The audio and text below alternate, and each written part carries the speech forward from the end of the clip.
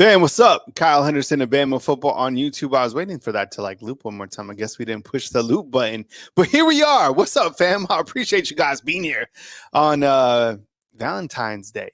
Sometimes I accidentally say Valentine's Day. What's up, T? Hello, everyone. Happy Valentine's. Happy Valentine's. Valentine's. To you. Yeah, happy Valentine's to you. Did you have a nice day? I did. I had a really good day. All right, good. You had class today, right? I did. We can hear the dogs barking in the background. I wanted to quickly open up and welcome everybody. We got a show coming up at 6 o'clock. You got Merrill, then we got Coach Sean, then we got Coach Smook. But I wanted to thoughts and prayers out to everybody that was affected by the events that happened in Kansas City today, and the first responders. Look, if you're out there, I know it's tough, but what happened to me a couple weeks ago, do the right thing. You know what I'm saying? Take care of people. So my hearts and my thoughts and prayers out to everybody affected by that today. I wanted to talk about a couple of items today while we open up the show, kind of warm it up for Jake Merrill, who will be joining us at 6 p.m. and then followed by Coach Sean and then Coach Smook. I see you guys inside the comment box. I appreciate you guys being here. Caitlin, CD, Clayton, what's up? Dan, Rocketown. Rocketown is going to get the gear. We're sending out our gear here soon. What's up, James? I see you inside the comment box. Antonio as well. Oh, this is what we're missing. That's the music. I was wondering why it was a little bit soft. All right. Okay. Today, as you saw, and this just happened like an hour or so ago, maybe an hour and a half, 2 hours ago, but Freddie Roach and Robert Gillespie officially promoted within Alabama's coaching staff. And I think we knew that something, they even updated their coaching bios. But let's kind of get into the specifics of it, because I think it was a really good addition and a good promotion for each of these coaches. Remember, in the morning time, we talked about titles. Here we are today talking about titles to two coaches that were part of the Nick Saban ecosystem and kept and retained and promoted today. So here's a quote from Coach Kalen DeBoer. I'm going to read it out. After meeting both of these guys, and you may have seen this from an earlier video that I cut, it was clear to me that keeping Freddie Roach and Coach G as part of the staff would be important to our success, DeBoer said. These players have a great relationship with our players. Remember, Coach DeBoer said that he wanted to retain players, right, from this roster, and have proven to be some of the best coaches in the country, right? So think about this, all right? Coach Freddie Roach last year, in his new title, will be associate head coach, okay? Freddie Roach played here, will be the associate head coach. The past 2 seasons, he's already been getting paid. So I think he's going to be close to $1 million, right, in his next pay cycle. 2022, he was making $750 as a D-line coach. And in 2021, he was making $720, right? This is public knowledge. I'm not telling you anything that you probably, if you look at salaries, he's getting paid. Robert Gillespie getting paid $565 in 2022 and $535 in 2021. I mean, as a running backs coach. So he's going to be elevated as well. I would say that he's probably at 700. So these coaches are getting paid, taken care of, and retained as part of this Alabama coaching staff under head football coach Kalen DeBoer. I tweeted out earlier kind of a snapshot of the coaching staff. If we can bring that up whenever you get a shot. I do like Freddie Roach, and I do like Robert Gillespie. I mean, what those guys have done over the past couple of years at Alabama, it's been great, honestly. I think, one of the things that I wanted to ask you, I guess, Chad, is what have you thought about Freddie Roach's approach in recruiting? I think he's done a really good job. Sometimes it seemed like people were a little bit tough on him, maybe not this past year, but the year before. Whatever the case is, he's got some guys to work with. And I think he's done a really good job recruiting. And I think Robert Gillespie has too. You look at the guys that Robert Gillespie has coached here at Alabama: Najee Harris, Jahmyr Gibbs, right? Jace McClellan. And not to mention the guys that he coached at North Carolina and at Tennessee. He's coached some big-time running backs. We got Jake Merrill joining us at 6 p.m. kind of warming up the crew. Yes, Jay, we're live, man. We're coming in live this afternoon. So what we're doing is we're playing with different metrics. What is working? Today we did some maintenance. What maintenance means is doing stuff on outside of when we're live to make sure that we have a better product going forward, right? I'm with you. I think he is underrated as a recruiter as well. And we are live. Yes, we are live. So we had our morning segment, and this is our afternoon segment. We appreciate you guys being here. Jake Merrill pulling up here at 6, and then Coach Sean at 7, and then Smook at 8. So here is the coaching staff, and we can go full screen on this. You guys can see it. So you have Coach Kaylin DeBoer. If you could zoom in just a little bit. Skirt. Okay, there you go.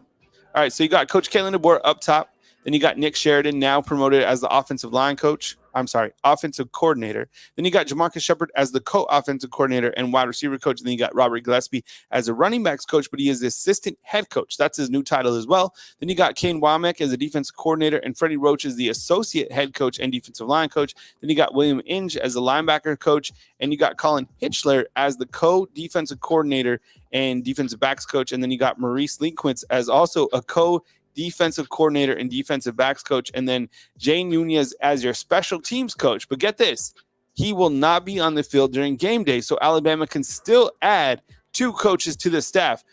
T, check this out, and check everybody, listen to this. So Alabama has, on the defensive side of the ball, okay, Freddie Roach is the associate head coach.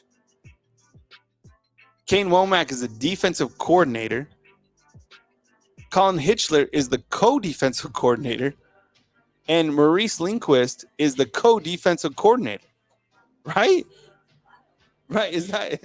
I've never seen. Have you seen a stat? Yeah. Let's go.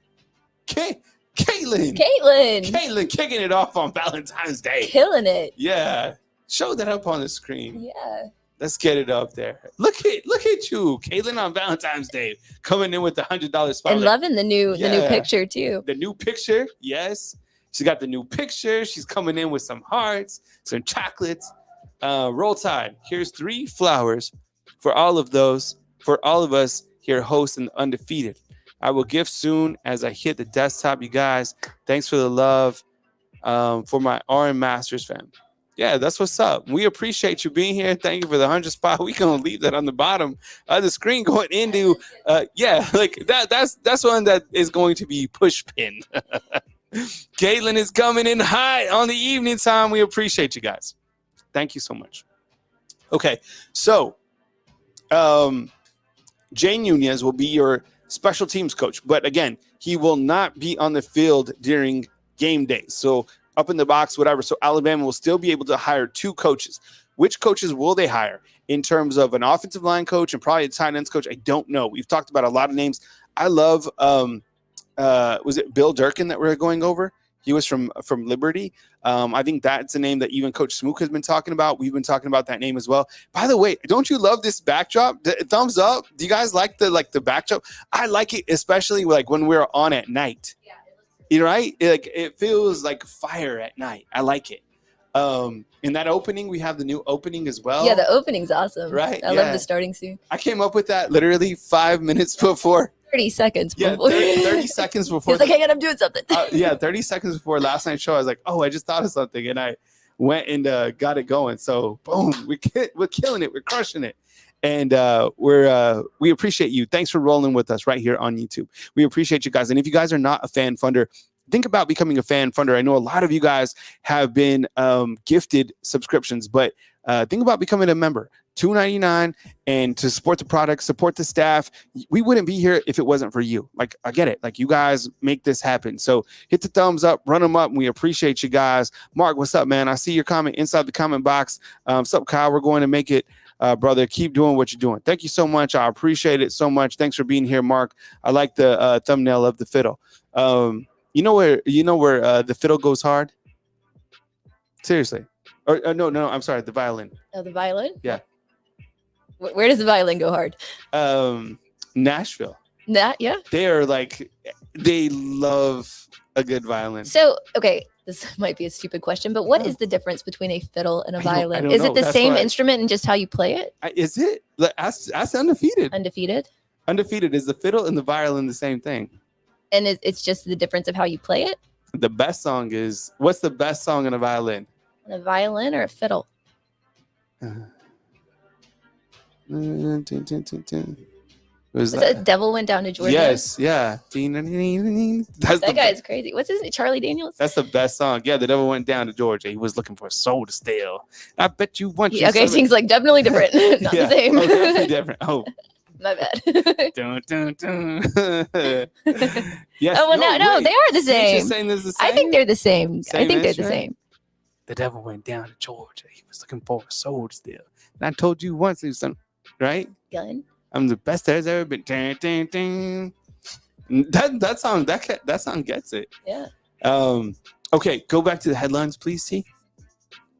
So a little bit of movement. You know what I think is going to happen? Since today Alabama made it official about Freddie Roach and Gillespie, I think we're close to getting like contracts officially released. That's what that tells me, right? Fiddle sounds like a backwoods country term than a violin, right? Violin sounds a little bit more like sophisticated, does it? Yeah. It is the fiddle. When I first saw it, I said, I haven't said fiddle in years. I don't know where that was in my brain where I said fiddle. But yeah, the violin. Okay, you guys also saw that Scott Cochran is no longer with Georgia. Why is that relevant? Well, he was here at Alabama for a long time, actually from 2007 to 2019 as a strength and conditioning coach. I don't know why he left Georgia. I guess it said that he's looking for other opportunities. I don't think it's realistic that he does come back to Alabama. But when I was kind of looking through my pre-show notes, and again, we have Jake Merrill hopping on at 6 p.m. Let me ask some trivia. Does anybody know how many titles that Scott Cochran has been a part of? No, I know you do because we just talked about it in pre-show. But does anybody else know? Does anybody know? How many titles has Scott Cochran been a part of as a strength and conditioning coach? Fiddle term comes from bluegrass. Ooh, she's close. You're close, BB, but nope. Undefeated, don't look it up. 6, nope. Keep going, keep climbing. Nope. Yes, Mo Cards got it. Yep. 8 titles. 03 with LSU. He was a part of Alabama in 09, 11, 12, 15, 17, and then with Georgia in 2021 and 2022. So I didn't even know that. 8 titles.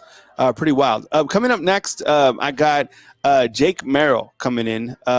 Jake Merrill is a contributing content creator right here on Bama Football on YouTube. Does a really great job. He's been relatively new. I think this is like his 3rd or 4th showing on here. What? Let's go. Man, we got the big guns tonight. So Jay Townsend with the Valentine's love to Kyle, T, Smook, Sean, Jay, Ty, a heart to each of you. Roll Tide. Yeah, we appreciate you so much. Thank you so much, Jay. We understand we wouldn't be here without you. Thanks to you and Caitlin, some of our heavy hitters right here on Bama Football on YouTube. And for everybody else running the thumbs up, means a lot. Thank you so much. And we appreciate you. And I hope you guys really take care of Merrill, too. Merrill does a really great job. We hope to feature him more. He has a really good take in a really good perspective on football. So I'm going to bring on Merrill. Merrill, give me a thumbs up, man, if you were ready to go. And we will bring you on. You ready? Okay. We got Merrill coming in, and what's up, Merrill? Appreciate you joining us, man. What's up, Kyle? What's going on, up? Chat? Undefeated. How you guys doing? Good, man. Good to have you here, man. We already have the heavy hitters on board. We had Jay and we had Caitlin taking care of us tonight. Today we had Robert Gillespie and Freddie Roach being elevated, which is exciting, and I think we're getting closer to news that coaches are going to start, like contracts are going to start being released sometime soon, which is good because everybody has been waiting on the contracts. I'm still waiting on Coach Kalen DeBoer. Jake, if you just had to kind of shoot from the hip, what would you say that Coach Kalen DeBoer is making here at Alabama? I'm going to say $10 million. I think it's going to be like 7 years. What are you thinking? I mean, that's probably close to what I would say. Maybe even closer to 10.5. Mm-hmm. And I mean, I think his buyout's probably insane. Mm-hmm. I couldn't even guess what the buyout is. I would almost feel like the buyout's probably similar to what Napier had at Florida. which was, Mhm. I think, was up in like the 70s, like Mhm. closer to 80s. Yep. But I think they just really wanted to retain him, make sure he's here, make sure they can feel good moving forward, and there's not going to be any bounce out from him, just Yep. from the standpoint too of like he is so crucial. Yep. I mean, it's his offense, it's Yep. his system, right? This is everything flows around obviously KD and on Mhm. the backside, Courtney Morgan. So Let's go. whoa, BB, what up? That is great, man. Happy Valentine's We Day to need the y'all. super chat leaderboard. All right. This is we're going full court on this one. BB I love sending it. some love to all my undefeated family. Do something nice for one person one day. Call Yeah, your that's mama. And this is call your mom. How many moms do you get in this great life? You get one mom. Mhm. So That's call her right. and tell her happy Valentine's Day, and call her tomorrow Mhm. too and tell her that you're thinking about her. I talk to my mom pretty much every day, to be honest. I'm not gonna lie. Yeah, I talk to my mom right. because my Don't we mom, all? listen, I'm gonna tell you something, okay? As soon as I started listening to my mom's advice, my life got a lot better. So, and Isn't she's that been saying weird? this, I know, and she's been saying this for 40 years. So, uh, Man, I'm the same boat, dude. I'm the same boat, dude. man, listen to your mama. She knows. And you Mhm. know who one time I was chopping it up. I'm gonna turn the keys over to you, Jake. Please support Jake, and thank you so much, BB. We really appreciate you. But the last time I was up visiting my grandma in Clayton, New Mexico, she's, I was gonna say she's 125. Whoa. No. Yeah, like your She's genes are awesome. no, I saw BB's 125. It's longevity there in that she's bloodline, man. she's 85. And you should have seen the wisdom she was spitting. Like I'm basically a fortune teller to your life. Yeah. Crazy. So hold on. And before I go, let me get to this. Angel, what's up, man? I know you always call in. Kyle, what's your thoughts on Uncle Lou on YouTube?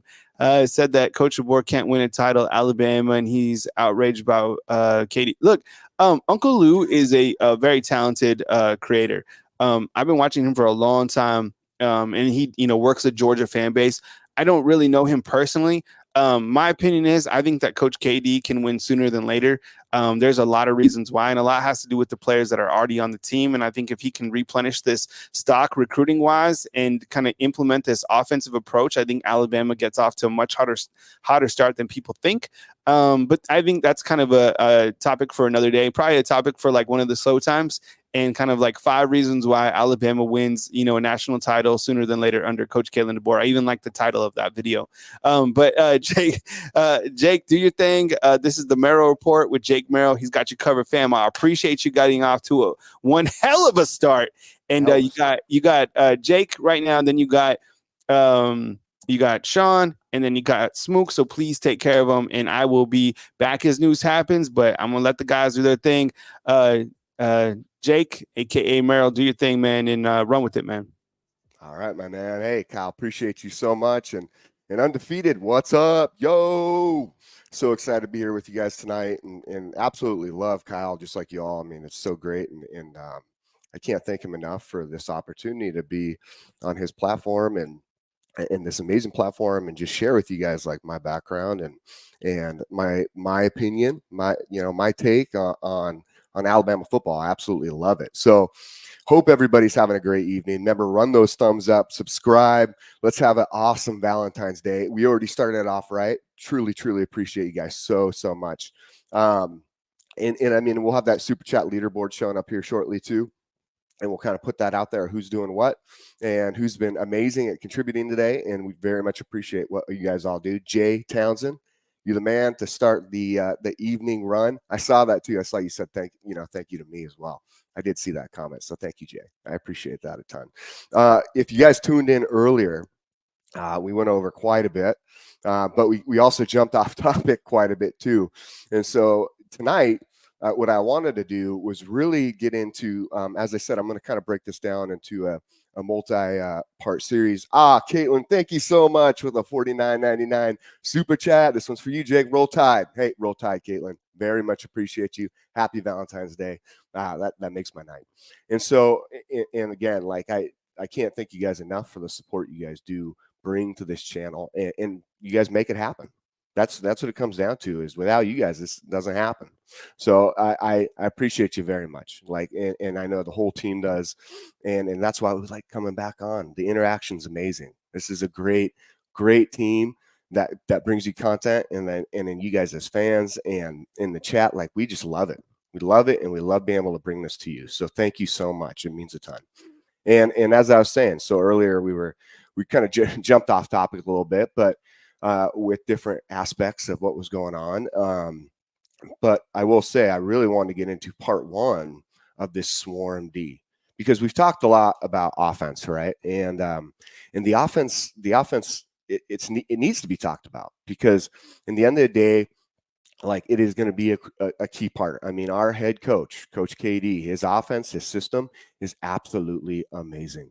And you guys will love watching it. I mean, like you said, everywhere he's gone, it's been, I think, mid to upper 30s, he's averaged per game with points. You're going to see wide receivers eating left and right. And again, you don't need necessarily anybody very super specific to call that, like with Grubb having to leave. It's disappointing, yeah, because each person puts their own twist on it, right?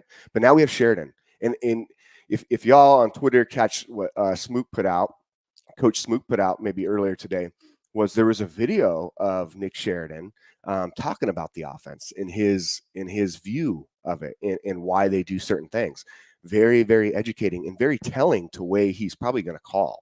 So as we go through night, I'm gonna say what's up. I'm gonna try to get to your chats. George still there with the Marshmallow. Love it. BB, what's going on? Love that. Gil Cruz, what's up, man? How you doing? I'm from Washington. How are you, man? We got Matt Farms in here. We got Tink in here. Hey, Tink, really appreciate you, man. Love it.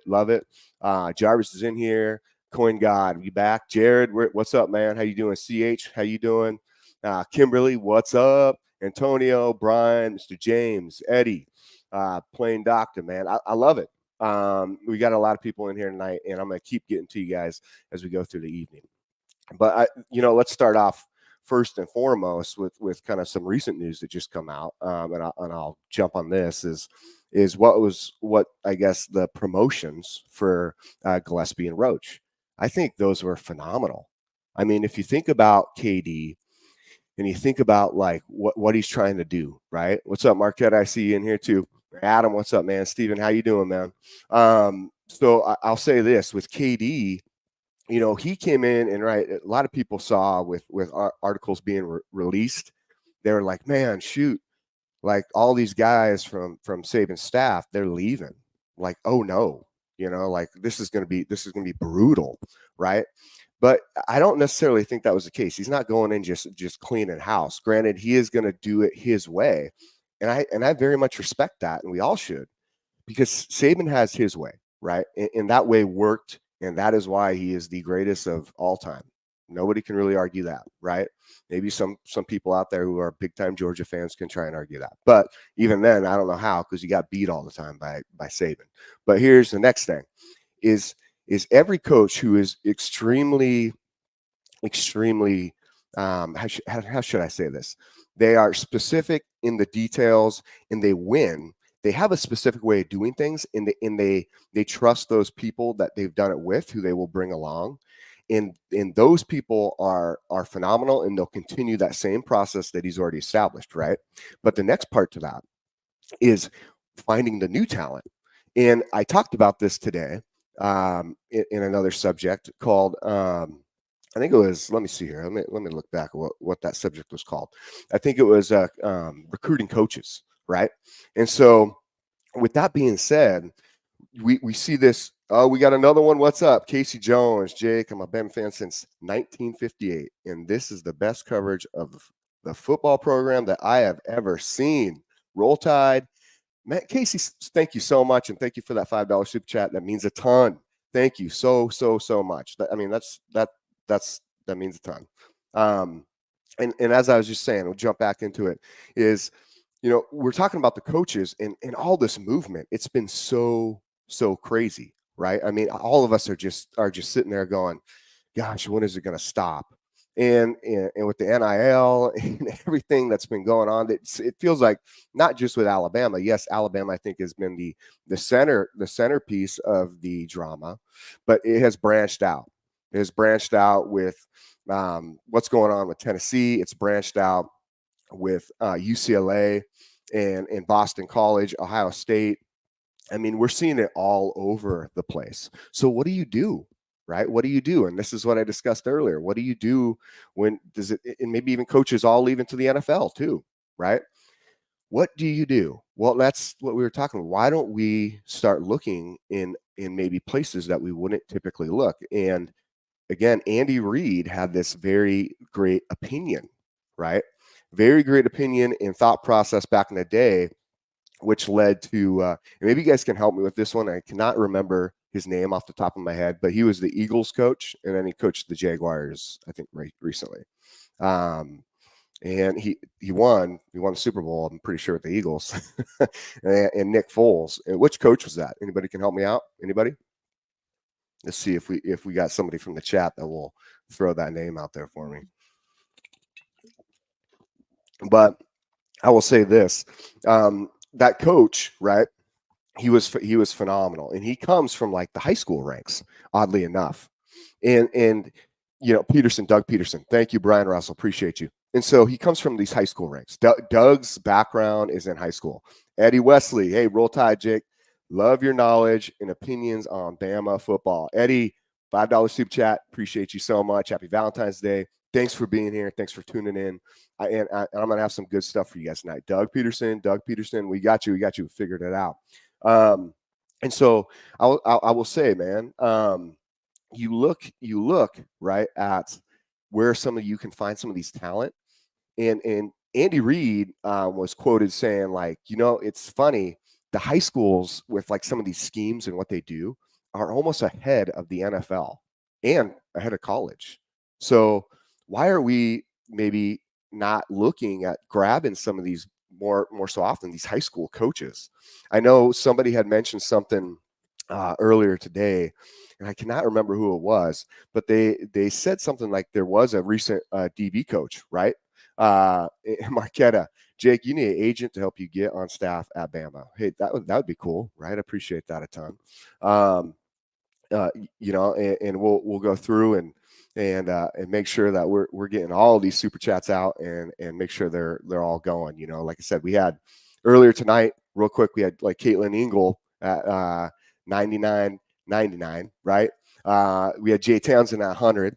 We had BB at 125.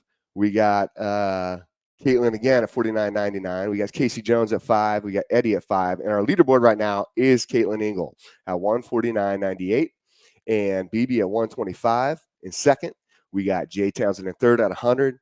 Adam Lampanello at 40 at fourth. And Crimson Blood 22 at 5. And I know that's going to be updated here shortly because we just had a whole bunch more people put in, and we appreciate you guys a ton. So thank you guys so much. But again, jumping into it, it's like with these coaches, I know we had like a recent one hired out of high school DB coach, right? And then a lot of coaches, a lot of people like to talk about IMG. I'm pretty familiar with it. I got a lot of family down in Florida. And I'll tell you what, man, like with IMG, all right, like, they do, you'll see a lot of those coaches bounce out. But what about some of these other programs? What if we find these coaches, right, who are just absolutely like phenomenal, that have their own system in play, that show this winning record, that they have character, they have integrity, they have the energy, they have the morale, and we get to go down there, right? And I'll tell you this, man, like that's kind of got to be the way to go to start backfilling what's going on in college football. That's maybe guys are saying, man, I'm worn out. Like Chip Kelly. I said this earlier today. Chip Kelly, man. He's head coach for UCLA. He's like, dude, I'm over that shit. Like, okay, I'll take an OC position. I'm going to Ohio State. They'll win. I don't got to do that much recruiting because Ryan Day does it for me. And he pays a lot of money for these players to come here. And I can just chill out and call plays for a while until I get an NFL job. Because all the talent, there's a ton of talent here, so it's gonna be easy, right? So how do we do that, right? And Jared, I see your chat earlier, Jake. Oh, it will be happening now. High school will be a coaching farm as well. Not that we have these coaches jumping now that we have these coaches jumping to the NFL 100%. And that's where I'm getting at with that, you know? And I'll tell you this, like, you know, Brian Russell, you know, what about Thompson high coach? Brian, was he the coach that one of the coaches that recently got grabbed, like DB coach, potentially? Maybe that's who I'm talking about. You know, I there was one that did get picked up, but that's what I'm saying though. How do we create a portal for some of these coaches to get into a position, man? That'd be awesome, right? It'd be such a great thing to get some of these coaches who have this energy, this fantastic knowledge, and maybe some new things, new concepts that we haven't seen into some roles. But it goes back to what I'm saying with KD and what he's doing at Alabama and the staff and retaining what he believes is excellent. And that comes down to Gillespie and Roach. I mean, if you really think about it, man, like those guys are recruiting machines. And he even tried to retain the DB coach, right? With man, I can't remember his first name, or last name, but with the DB coach jumping over to Georgia. I mean, he was trying to figure that out, but it just didn't go as planned. And granted, you know, maybe there's some other things going on there too with Caleb Downs, right? And them trying to get him to Georgia. But I'll say this, like I think it was a great move. It was fantastic. It was smart. And I know with the quote on here with what he said regarding that was, you know, I knew these guys are talented.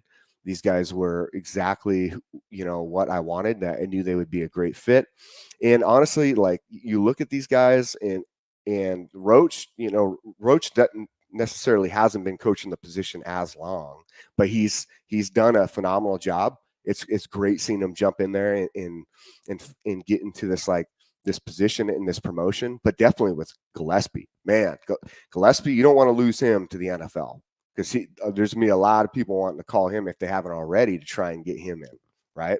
Like Gillespie, you look at the talent he's put out as a running backs coach. You look at the way he recruits.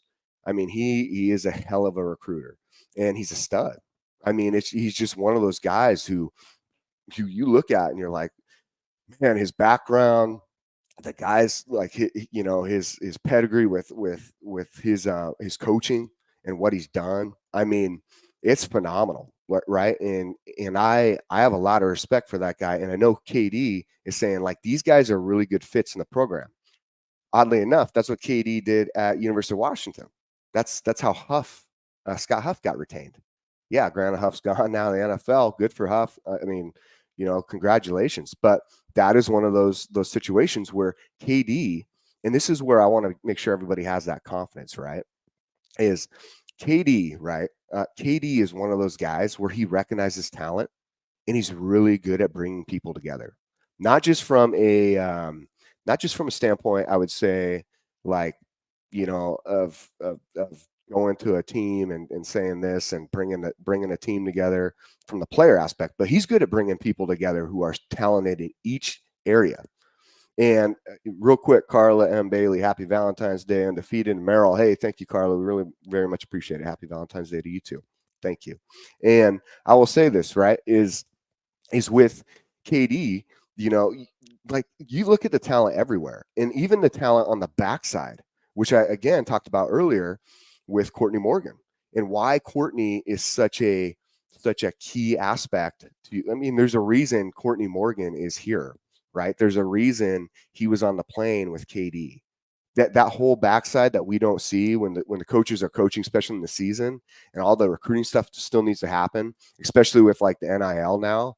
You want to talk about having a guy like Courtney Morgan who created his own business that connected players, pro players, pro athletes, entertainers to other businesses to get them into marketing. Well, that you got Courtney Morgan in your back pocket who's able to basically make sure all of that goes smoothly. And Morgan is a successful man. And on top of that, now he's running the whole thing right on the backside. So we got another man super chat. Really appreciate you, Adam.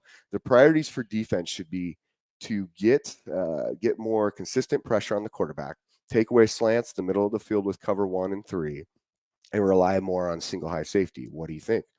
Well, Adam, I love that because that's what we're about to get to. And Adam, we really appreciate that super chat at $20. And Adam, honestly, that's a great way to start off where we get into part one on the Swarm D. Okay. So as I covered earlier, some of you heard it, and thank you for coming back. I'm going to cover it real quick with the Swarm D. And that is going to be number one, Kane Womack. Why he's exciting, why his defense is going to excel. And honestly, why we should all just be ready to watch this defense eat. So Kane played Womack. Sorry, somebody corrected me earlier. I think that might have been you, Adam, but or Caleb. But Kane played tight end and fullback, Arkansas and Southern Miss, right? And funny enough, with Kane, and I said this earlier, with Kane, he was a GA, right, under Hugh Freeze. And so everybody sits there and thinks that Auburn's loading up with talent. I mean, because there's a lot of stuff out there about Auburn and what they're all doing with coaching changes and Hugh trying to get his thing going. But you know who has Hugh's number, right? I'm going to tell you right now, that's Kane Womack. Womack has his number. He was a GA under him. He knows the entire offense. And guess who's calling the offense? Yeah, it's Hugh Freeze. So we go into Iron Bowl. I tell you what, it may feel or may look a little different than years past. There's a lot of magic and there's a lot of weird, mysterious stuff that goes on in the Iron Bowl. But I'll tell you this, man. I think Womack is going to bring some serious heat and put a lot of pressure on Hugh, man. And that's going to be fun to watch when we get to Iron Bowl. So he GA under Hugh Freeze, right? And then from there, he's a DC at Eastern Illinois, where that defense, that Eastern Illinois, that defense, he takes it ranks third in takeaways and second in scoring defense at 19.8 yards per game, or points per game. Points per game. 19.8 points per game. I mean, that's phenomenal. Like, you go into this team who hasn't been so good, and this is his first stint at Eastern Illinois as a DC. Okay, so then he goes from there and he hits the DC like at South Alabama, where again he has one of these top defenses where the points per game like under 30. Man, okay, this guy's on a roll. We got something here. Okay. Then he goes and jumps from DC at South Alabama to DC at Indiana, okay, where he meets KD.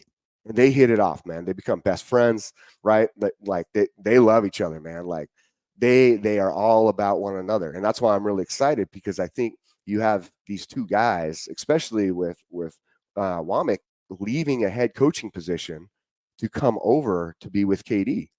I mean, that's you leave, and he's successful, right? He is having success at South Alabama, and he's like, man, I just want to coach with my best friend, and it's also a great opportunity, man. Like, this is going to be a lot of fun. We had this much fun at Indiana.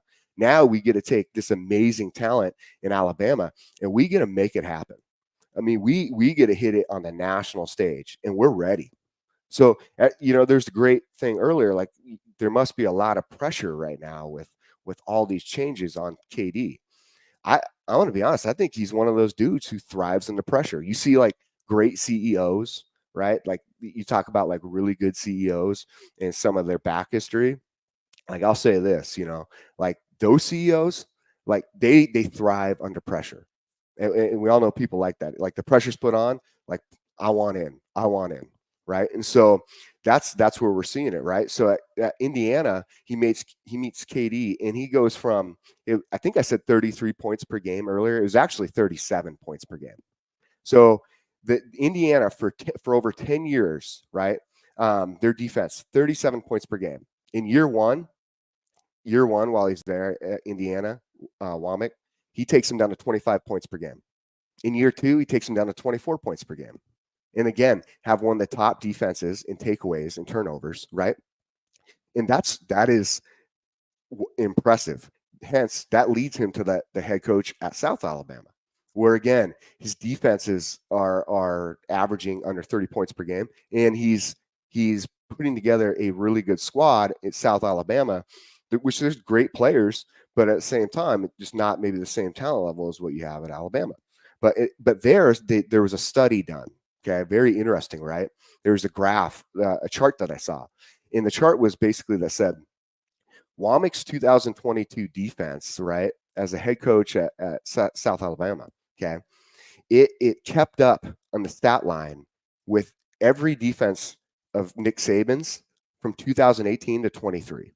So that they did the chart, right, from that 22 defense, and how did it match up in comparison to the stat line that Alabama had? And his defense was compared like basically equal.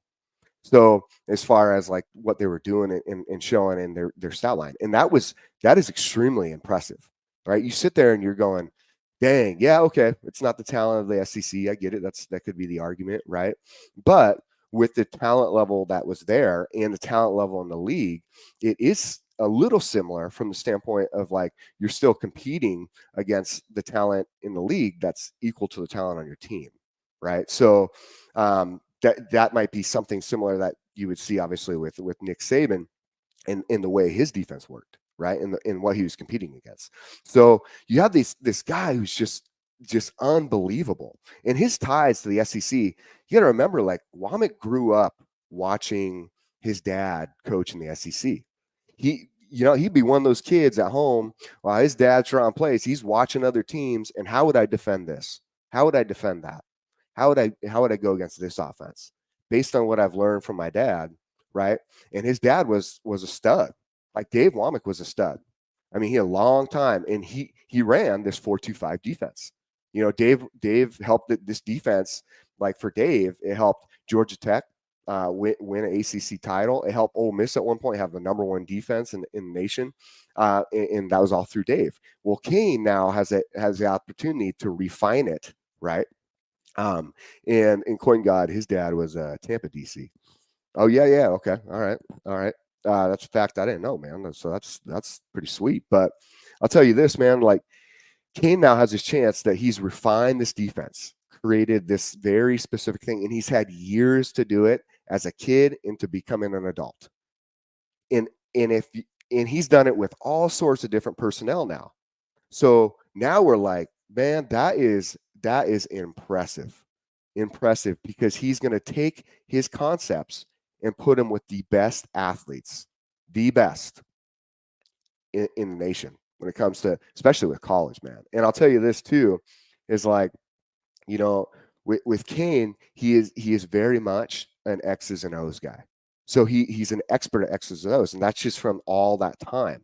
And a lot of people got worried, right, with this 4-2-5 defense. They're like, man, we're changing from Saban's defense, and Saban's defense was phenomenal, you know. And I'll tell you what, like, it was phenomenal. It's amazing, but there's nothing wrong with change, right? Especially if we're doing it in the right steps and we're being conscious of it. And that's exactly what I got to say, the AD with Alabama was aware of. He did a good job with KD in paying attention. It's almost like similar to what the Seahawks did with Grubb and Huff. Like they paid attention. They were looking for something. Well, you know, this is the same thing with KD, and KD has now done that with making sure he's bringing in the right people and doing his thing. And, you know, this defense too, I have to say, right? You meant Tech. Okay, I got you, man. I got you. Yep, Tech. Okay. Yeah, so and that's Coin God. He says not Tampa, I meant Tech. That was a typo. Okay, yeah. That I do know that. Yep, Georgia Tech, man. So I will say this, man, is like this defense stems from Frank Beamer, Bud Foster, but who really gets the credit, right, is going to be Gary Patterson. And if you guys don't know, Gary Patterson, I'm pretty sure was TCU's coach for a long time, but Patterson did something most people, I don't think anyone else has. And Patterson, with this defense, okay, had the #1 defense 3 years in a row. That is insane to do. That is so hard. I mean, the #1 defense 3 years in a row. Obviously, I don't think anyone else has done it. And he had it 5 years total in that time running this defense. And so Dave Womack is Gary's one of his best friends.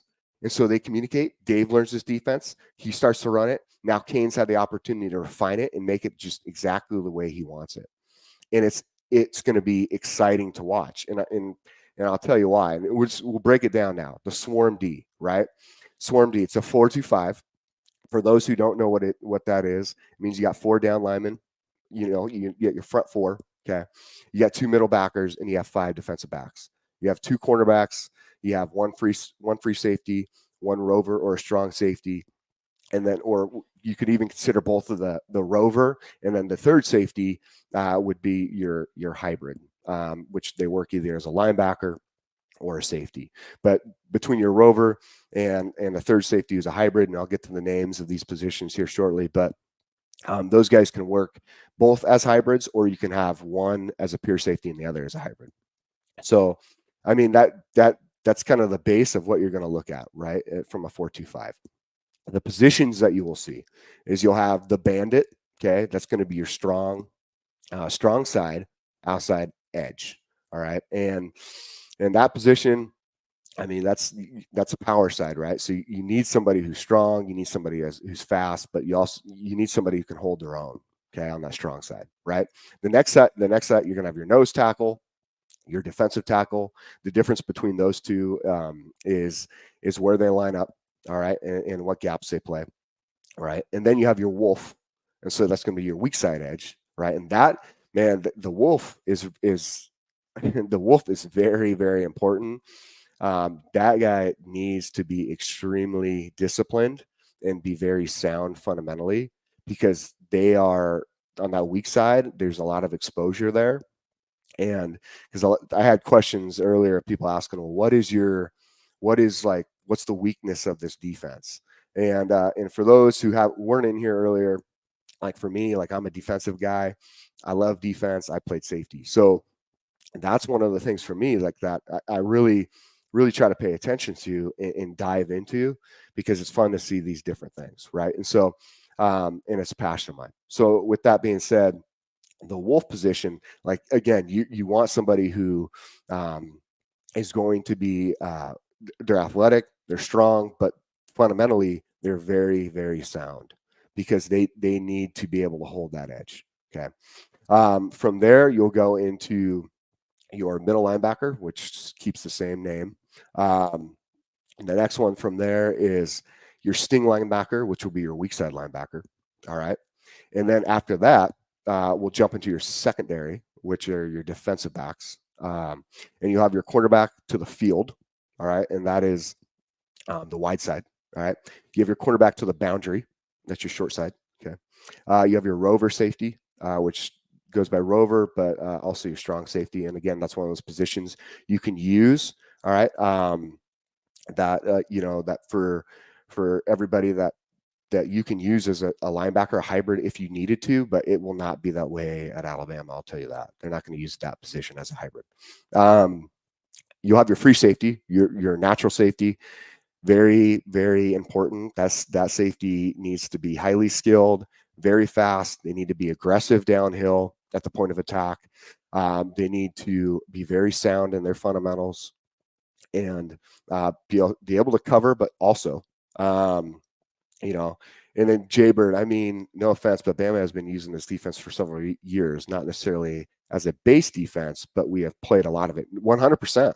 Like literally, I mean, Nick Saban, this defense was been implemented on and off, right? It's also changed with the coordinators that he brought in, and then the personnel that he had. So, switching between that 3-4 and then, a 4-2-5 kind of look. But yeah, you're right. Like 100%, he's been using this defense for a long time, and some people just don't. They think it's going to be very different, but and to an extent, it will be based on how the players play, based on the way it's called, and some other aspects, especially with the coverage, because Saban had a very different style of coverage that he ran. But your free safety, like I was saying, you really have to make sure that they are everything you want, and that's where a lot of people got frustrated with Caleb Downs leaving, because he probably honestly would have been the perfect fit for it. But I'm going to be honest, with the way this defense is meant to run, it doesn't matter if he's here or not, because you got plenty of guys in that position who can play that position, who do I guess, bring exactly what you need to the table for that spot. And then you have your last position is going to be your husky, right? And that's your safety linebacker hybrid. Okay. And a lot of people have talked about this already. They see like Malachi Moore there, and give and take. I potentially could too, but we'll see. I mean, we'll see which one he fits best. Maybe he fits better as the free safety. So, I mean, we'll see. You know, and Jared, is that me, man? Is it too loud? Is that what you're saying? Is my mic too loud? You guys good with my mic? Let me know. Yeah, let me know. So, because if this mic's too loud, I'll turn this down. You know what I'm saying? Okay. All right. We're good. All right. Cool. We'll get back into it. So, yeah, you know, hey, and then I did see Coin God say, you know, to me, Malachi not that good to me. Yeah. Well, I mean, again, you're definitely allowed to have that. Like perception, 100%. I think he's great. I think as a playmaker, I think maybe there's some other aspects we could see of guys, you know, fitting maybe that free safety role a little better. I do think he fits that husky role perfectly. But we'll see where it goes. You know, from there, I'll say this: the way this defense, from a scheme standpoint, right, it plays a gap control scheme. Each defender is responsible for their gap. So what was a little different with Saban is they played like a 2-gap scheme. Okay. And I'll say, you know, that 2-gap scheme for a defensive lineman, especially, man, that's tough to play. I mean, yeah, Bama's been doing it really well for a long time. And then Gil Cruz, real quick, I'm going to get on this. Tony Mitchell will definitely get in the game. Let's not forget he's a physical player. He will definitely be in there. I agree with you. I really do. You know, that honestly, I was going to say him potentially as your rover.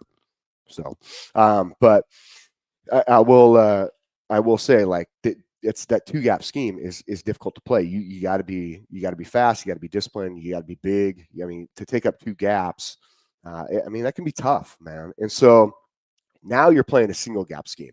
So now you can really focus on using your power, your leverage, your abilities, your natural God-given abilities, and all the things you work out for on the off season. Like, that's phenomenal.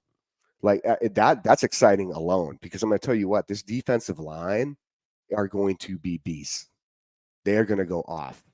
And it's, you know, I love it, because I think for a lot of these guys, you're going to see them in this defense just be able to finally be free and do good. And I'll continue to tell you why too. So from a standpoint of the back 7, all right, with your linebackers and whatnot, there is, like, from a understanding, just so you guys know, it's also a spot drop defense. It's built on like defined levels of the field. All right. So that you have 2 different layers downfield, and with these guys dropping back, their intent is to watch the ball. So you don't necessarily, from a coverage standpoint, don't necessarily play like a man-to-man, but instead he kind of allows the players to drop into certain positions where they can make a play on each type of route that is run. All right. So there's a route tree for those who don't know.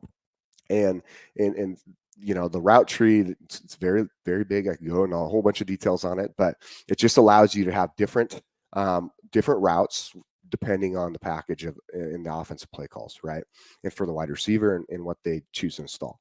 So you want to be able to make plays on all the different routes. That's very hard to do in a lot of coverages. And so what you potentially will see with this type of coverage is a lot of cover 4 and some cover 3 sky, where you'll see, like, a sky means that basically it's either going to be sky the weak side or sky the strong side, where you're either going to have that safety, that rover safety, strong safety, they're going to come down and play into that position, right? Of like the flats, and the flats are that short outside, you know, routes that are more so a dump off route or setup route to clear everyone out and dump it off. So the running back or wide receiver or tight end, depending on who's running the route, is out there and has space to make plays. All right. So I will say, man, like, this defense with the coverage in the back 7 to also I think the blitz schemes and the stunts that can be ran out of this is just phenomenal.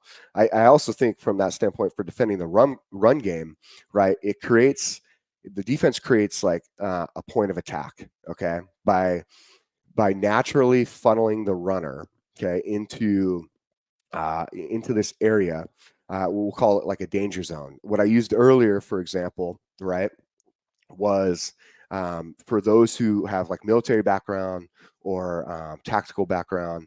I explained it very similar to a hallway, right, in CQB, which is called close quarters combat. Okay. And the way that works, right, with that is you don't want to get stuck in a hallway, because if you do, and the dude wants to shoot you at the end of the hallway, you have nowhere to go. Well, that's the idea of this defense. It puts you into a hallway, all right, where you have nowhere to go. So when the running back wants to try and bounce or shift or do something different, they really can't. They're forced to only see this alleyway, this danger zone, the hallway, right? And they move to that spot. So from there, in that spot, because of the way the players drop in layers, all right, and because of the way these linebackers, these two stud linebackers, especially your sting linebacker, right, because of the way they play. But truthfully, what it comes down to is having a really good free safety, because as they come into the alleyway, you have then your point of attack player, which majority of the time will be your free safety, because those linebackers are shifting in. As they are athletic enough, they'll be able to push through that line of defense. And if your D line does it the correct way and plays their gap, the right way, they potentially could take up two defenders. Okay, and those linebackers can make play, but most of the time, what they're going to do is it's almost going to turn into like a wall, correct? And that running back is only going to see this much space. Therefore, your safety is going to come downhill, be aggressive, and then make that tackle, right? And then the best part about that hallway is everybody swarms. Okay. And yes, Adam Lamparello, the thing about this right now is he says sounds like speed is critical to make this defense work. I'll tell you that, man. Like that's the whole point of this defense. And I'm about to literally just say that as I continue, because I'm going to break down some of the strengths and weaknesses of it too. But one of the things I'll tell you, man, is like the way this defense works is it's all based on speed. But there's a reason for that. And that's why we're talking about it, and that's why we're talking about it at Alabama, and why we should be excited. And I did see that quote by a chat by Dylan Durham. The edges eat in a 4-2-5. Yes, they do. The strong side edge, the weak side edge, he will eat as well, because, as I said, I'll get into strengths and weaknesses, but he has to also be very fundamentally sound. So, and I'll tell you what, man, those guys for Alabama, with the personnel that you have, and the athleticism that you have, it is going to be phenomenal. Like I think if you're seeing some of these running backs get into like that I should say like third level, right, where the safeties are sitting back into maybe a coverage or a drop, right, then we might have an issue. But you're not going to see that.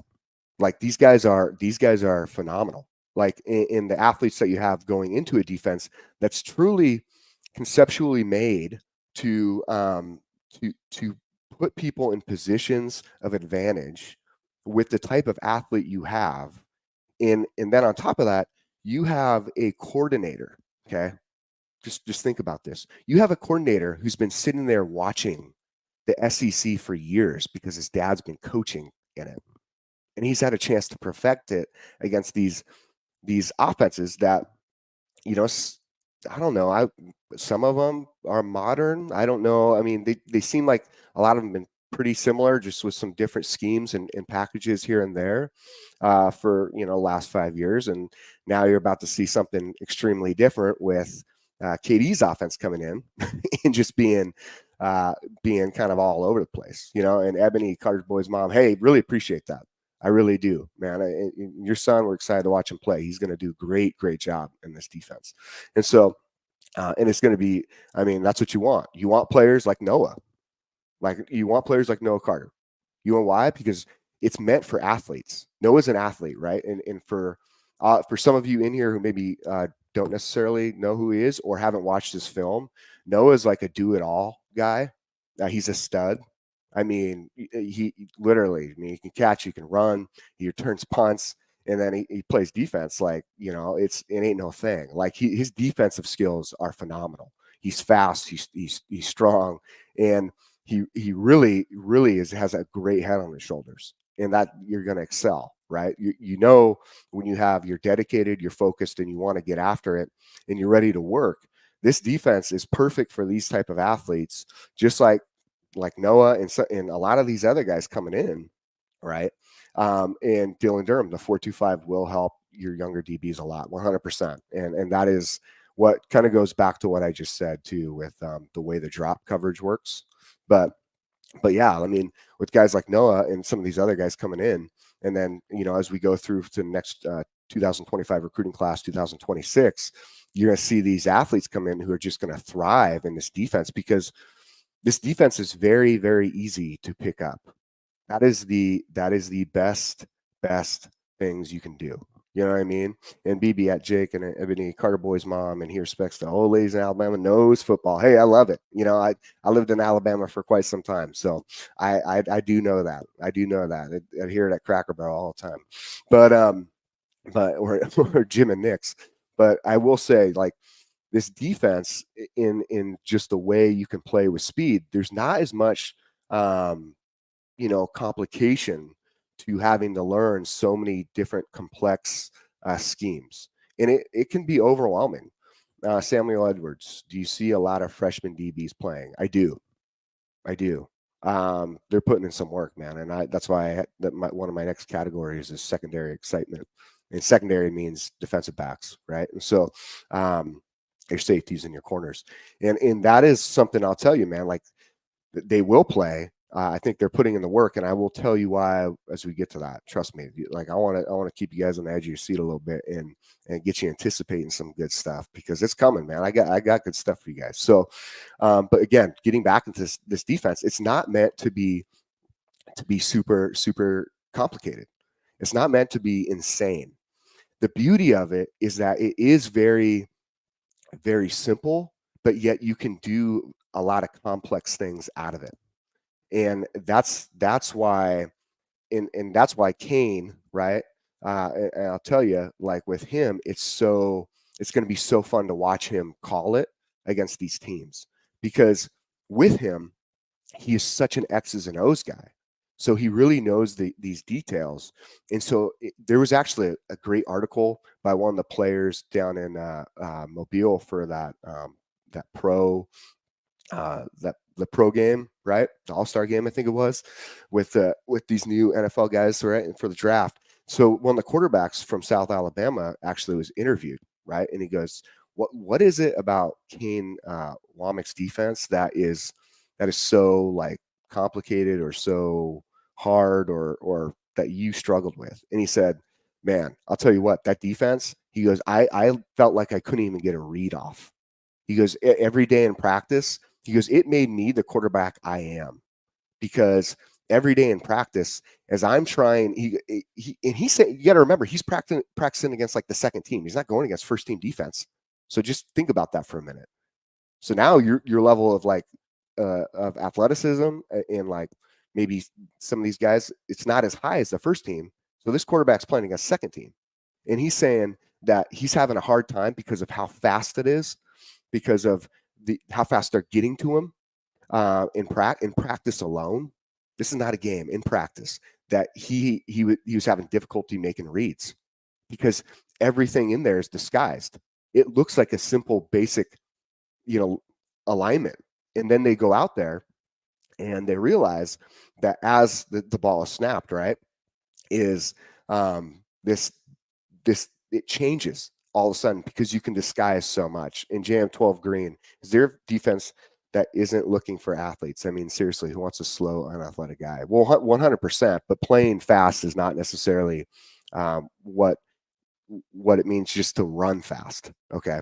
Playing fast is the ability to process information in a short amount of time, all right, that allows you to play at your potential, Okay, because there's a lot of fast dudes out there. Everybody plays Division I football, playing, in the athletic positions such as, linebacker, cornerback, safety, wide receiver, running back, tight end, QB. Like all of them are fast. You know what I mean? Maybe not all QBs, but all of them are fast, 100%. But if you can process information faster, then you get to play fast, and that's that concept. That's what it means, right? And so I will say, like, from this standpoint, that this defense allows you to do that. So now there's minimal reaction time. All right. And what's beautiful about it is again, getting back, let's just talk about the defense towards the passing game. All right. Because that seems to be always a big one that a lot of people have like questions on. And in the passing game, like defending a passing game, especially now with the way that everything is spread out, does seem like it's way more complicated than it's ever been, just because there's these new concepts coming in that that can appear very difficult to match up against. And that's where we go into again with this 4-2-5. Excuse me, I'm talking so much, I got to get some water. My throat's drying out over here. But so with that passing game, right? Number one, you have 5 DBs on the field. All right, 5 DBs on the field. Okay, so that alone, we can sit there and we can say now we have speed. We have more speed than what you typically see, right, on the field.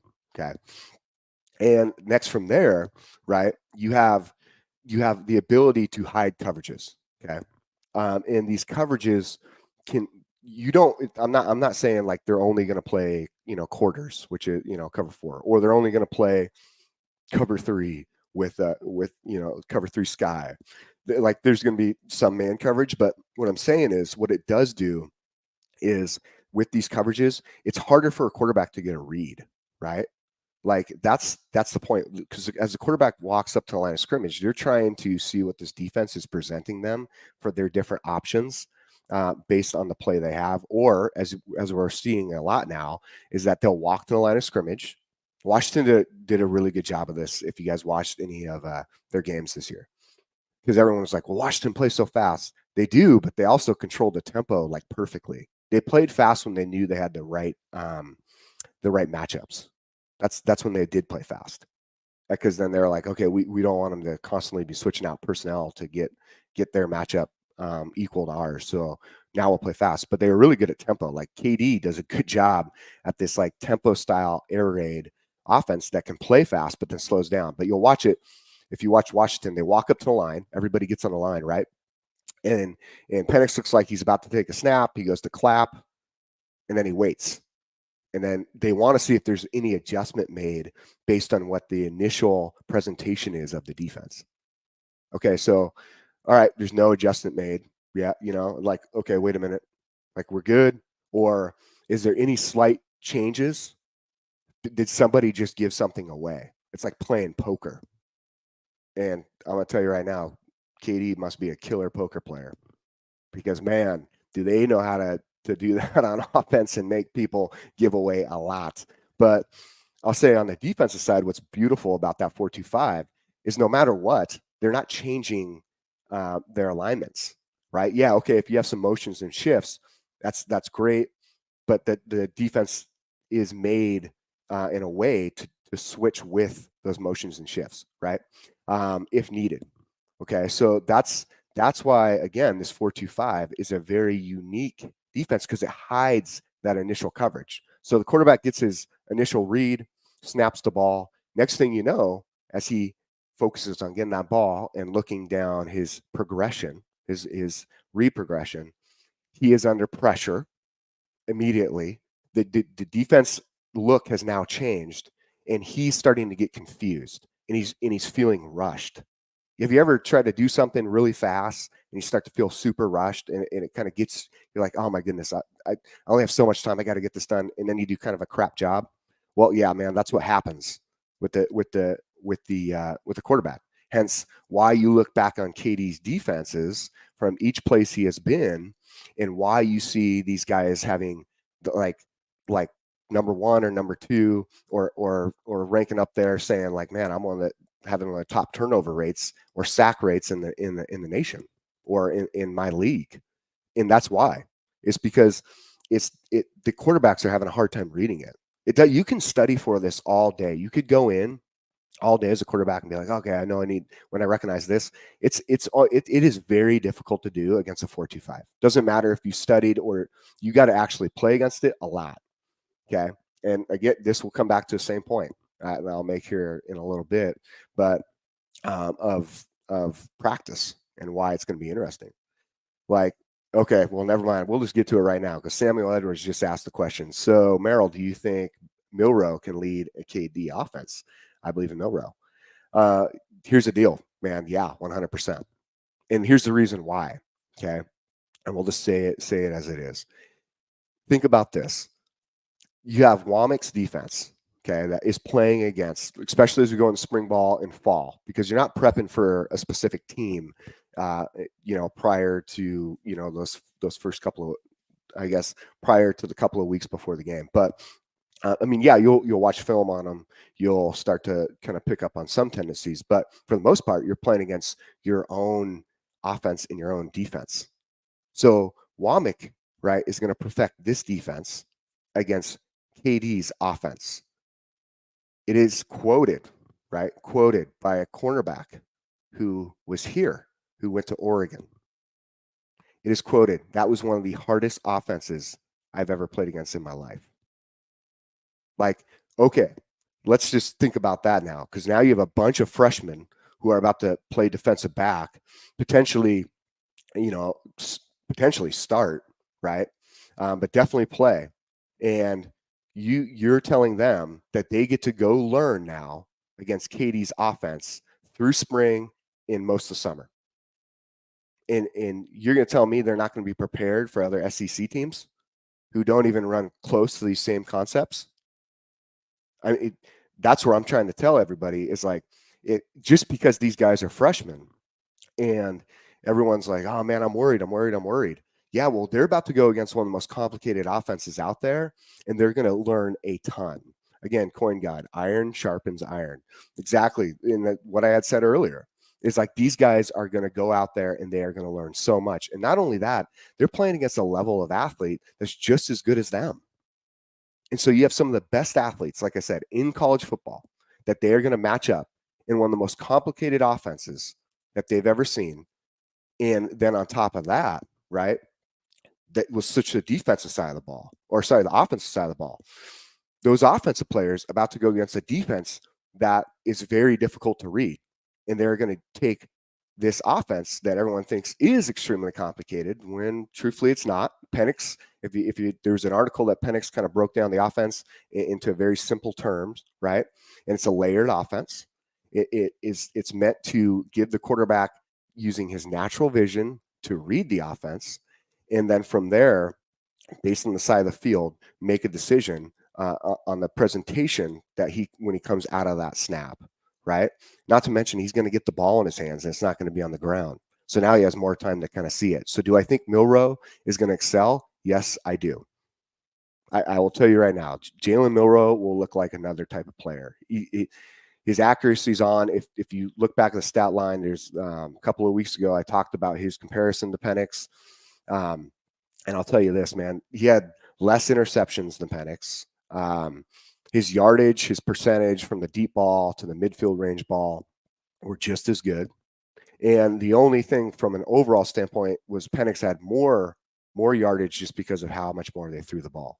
Yeah, I mean, Milroe struggled right at the end with his stuff as far as trying to get the ball out quickly and some of the smaller, like shorter routes.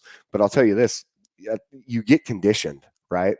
You get conditioned to think a certain way. So as he's getting pressured all season, the ball's hitting the ground, it is very difficult to keep that poise and not just kind of start to take off and run, especially after your first read doesn't show up.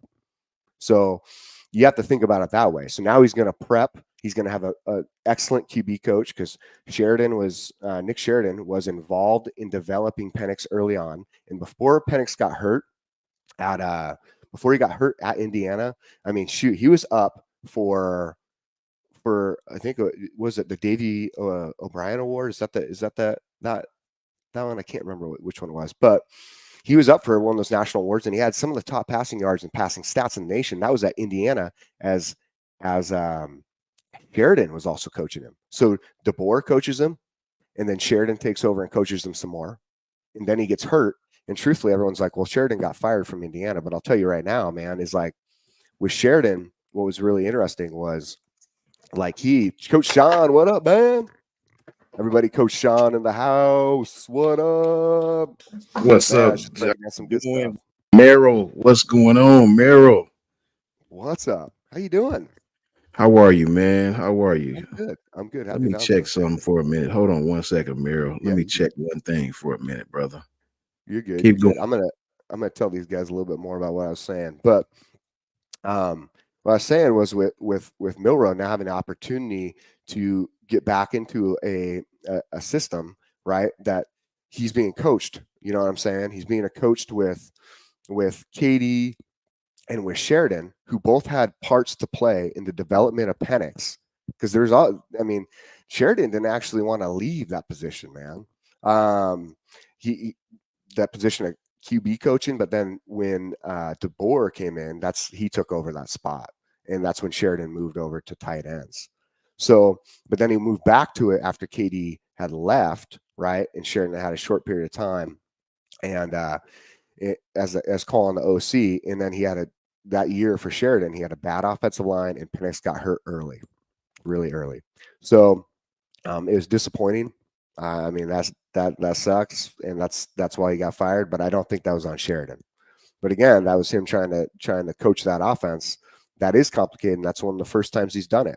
I'll tell you this: 2019, Grubb, that was his first time trying to coach the offense. And you know what he said? He said this, man. He said, "Yeah, it was terrible. I couldn't do it. I had a hard time calling plays." And Grubb is now he's one of the top OCs in the nation, obviously, because he just got picked up by the Seahawks with no NFL experience. So to think that Sheridan wouldn't be just as good, especially after he's already had some time and now he's studied under Grubb and under DeBoer, I mean, he's going to be good. And I think you're going to see that Milroe improvement. It's going to go through the roof. I really do. So Coach Sean, everybody. Coach Sean, what up, man? We back. How you doing? Can you hear me okay? Oh, I can't hear you. My bad. I had to unmute myself. My bad. How you doing, Merrill, man? What's going on, brother? Good, man. I was just breaking down some of this defensive stuff for part one of the Swarm D. Get the undefeated a little more caught up on what they're about to see, and kind of start understanding some of these breakdowns. We got some really great people in the chat who've just been phenomenal. Undefeated has been great tonight, man. Super Chat's been going off the hook. I've loved it, man. It's been great. Bro, you did a hell of a job, bro. I was catching you earlier. Okay. And when I was at work, man, just listening to you, brother. You do an awesome job, Merrill. I really, really love your takes, man. You made for it, bro. You made for it. Man, thanks, Coach Sean. Man, that means a ton coming from you, man. I love it. I love it. I do, man. Like, I think that's the thing, too, is like everybody brings just such great perspectives, such great takes, and really good breakdowns. I was actually earlier today, I had talked about it, and maybe you heard me, but I said like with you and Coach Smoot, right? When you guys really break down some of these, like the offensive outlook, and then break down also defensive outlook, through the X's and O's aspect of what people can see. I mean, it's great. Like people love that, and I know I love it, and it's fun to hear your guys' take and how that's going to play out as we get into spring ball and into the season. And man, I appreciate everybody's love. I'm seeing the chats pop up, and it's just phenomenal. Like I have so much fun coming in here and talking. I know this is my second time today. So I hope you guys don't get sick of me. Nah, you do a great job, Merrill. Trust me, man. Everything you do, Jake, I'm telling you, man, it's spot on, brother. The takes are spot on. As you see, the undefeated loves it. You doing absolutely. Look at that. Goofball know what's going on, man. These guys know football in our chat. They do an awesome job, and you do an awesome job as well, man. That's a whole fact. You and Ty killed it. You know, Coach Jay always killed it. Coach Smook always killed it. You know, you guys did an awesome job, brother, and I commend you to the fullest. Oh, I commend you, Coach Sean. You're the man. You're the man. Hey, I did. I mean, you're probably going to talk about this a little bit tonight, but I mean, with Gillespie and Roach, with that new contract, did you think that was a smart move? Obviously, I did, Merrill, because man, with everybody, with these hidden agendas and going all these different places, and with all the craziness is going on in college football, brother, I did. If you got two sustainable entities like that on your staff, you better lock them up, man. You better lock them up. I mean, it was very smart. Like, and that just goes to show again, like KD's ability to recognize talent and to make sure he's keeping the pieces that work for the system that he's created in the right places to continue to excel. Again, it's a great CEO. It's a CEO move when you're taking over a company and you want that company to keep doing what it's doing and maybe take it up a notch. We'll see. That's a whole fact. That's a whole fact, Merrill. I can't disagree with you at all, my friend. That was absolutely awesome. I love that he gave those guys that. They deserve it, right? Carryovers from Coach Saban's staff, already entrenched in recruiting, already entrenched with the state. Why not? Why not? Oh, heck yeah. It's great. It's great. I'm excited. And I know you got a lot of good stuff for Undefeated, and I know you guys are going to love it. Coach Sean, everybody, thank you. Thank you, chat. Like I very much link to y'all. Like it was awesome coming in here and being able to chat with you guys tonight. And we'll have part 2 of the Swarm D coming up here probably tomorrow. So catch it. We'll see what time it comes out. Check the schedule. Appreciate you guys. Roll Tide. All right, Coach. Have a good night. Roll Tide, Merrill. I'll be tapped in with you, brother. I'm always listening, man. Great job, and Roll Tide, my friend. Hey, thank Coach Sean. Happy Valentine's Day. Yes, sir. You too, man. You too. Shout out to Merrill, man. Merrill is freaking awesome, bro. Kyle got an eye for these guys, man, because Merrill's takes is absolutely outstanding. I love listening to his takes. You get Merrill, you get Ty. Man, them dudes is awesome, bro. I really, really, really enjoy listening to those guys, man. I can listen to those guys all day. When I'm at work, I just put it on, listen to Coach Jay, listen to Merrill, listen to Ty, listen to Coach Smoot. I can just listen all day, listen to Lady T talk, listen to Kyle talk. Man, shout out to all those guys, man. Those guys are awesome. Let me get this graphic up, chat, before we begin. Give me about 10 seconds.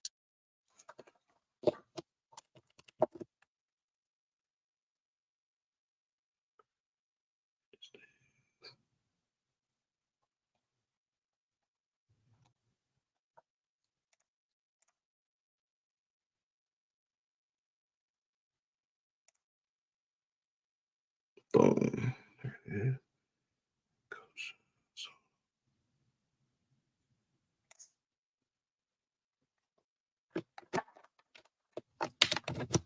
There we go, chat. Had to get that going. Plug that mouse quick and get that popping. How are you guys? I hope you guys are doing great. Yeah, that's the right one. Okay. How you guys doing, man? I hope you guys are doing great in the chat. I want to know who's all in here. Let me see who's all in the chat, who's in the Undefeated tonight. Thank you guys for tapping in. Much love to you guys. I'm really, really, really happy that you're here. Let's see who we got, man. Let me start from the top, man. Let me see who we got. Nelson, what's up with you, man? How you doing, man? You know what I mean? Sean Williams, what's going on with you, bro? Health and Wealth is in here. JJ is in here. You know what I'm saying? What's up, Jada? How you doing? I hope everything's going good for you. Janet Forsyth is in here. Thank you, Janet. Shout out to you as well. I appreciate you tapping in. Thank you to the great Undefeated. Dr. 334 is in the building. What's up with you, bro? How you feeling? How you doing? Roll Tide to you. Goofball, what's up with you tonight, brother? How you feeling, man? Randy Walden's in here. What's up, Randy? How you doing? Patriot Life is in here. What's up, Patriot Life, man? What's going on, bro? How you feeling, man? How are you feeling tonight, brother? Roll Tide to you, man. Kimberly Harmon, how are you? How are you? Hope you're having a great, great night. Roll Tide. How are you, sweetie? Hope everything's going great. Happy Valentine's Day to you. Hope you're having a great, great day. BB, happy Valentine's Day to you too. Happy Valentine's Day. I hope everything's going great for you. Hope you're having a great night. Sean Williams, what's up with you, brother? How you feeling, man? What's going on with you? John M is in here. Professionally certified is in here. How are you, John? Roll Tide to you, John M. Roll Tide to professionally certified hater. Jay Townsend, OG Jay Townsend. What's up with you, man? Happy Valentine's Day to you and your family. Hope everything's going great. Hope your kids are doing well. Hope your family's doing well. JJ, what's up with you, bro? How you doing, man? I appreciate that, JJ. I hope that's a good thing, JJ. Right? I hope that's a good thing. Janet, always, like we said, Janet's always in the house. BB's always in the house. Coin God is in here. Coin God, why did you get on my partner Smook like that the other day? Right? Coin God, you the man, Coin God, but we got to keep Coach Smook calm, man, because Coach Smook had a very good take, Coin God. Shout out to you, though, Coin God. Hope everything's going good for you, bro. Much love to you. Health and Wealth, what's up, man? Back in the house. Great to see you, Health and Wealth. Glad you up in here, man. Glad you up in here in the undefeated. Katrina, what's up, Katrina? How you doing? How are you? Happy Valentine's Day to you.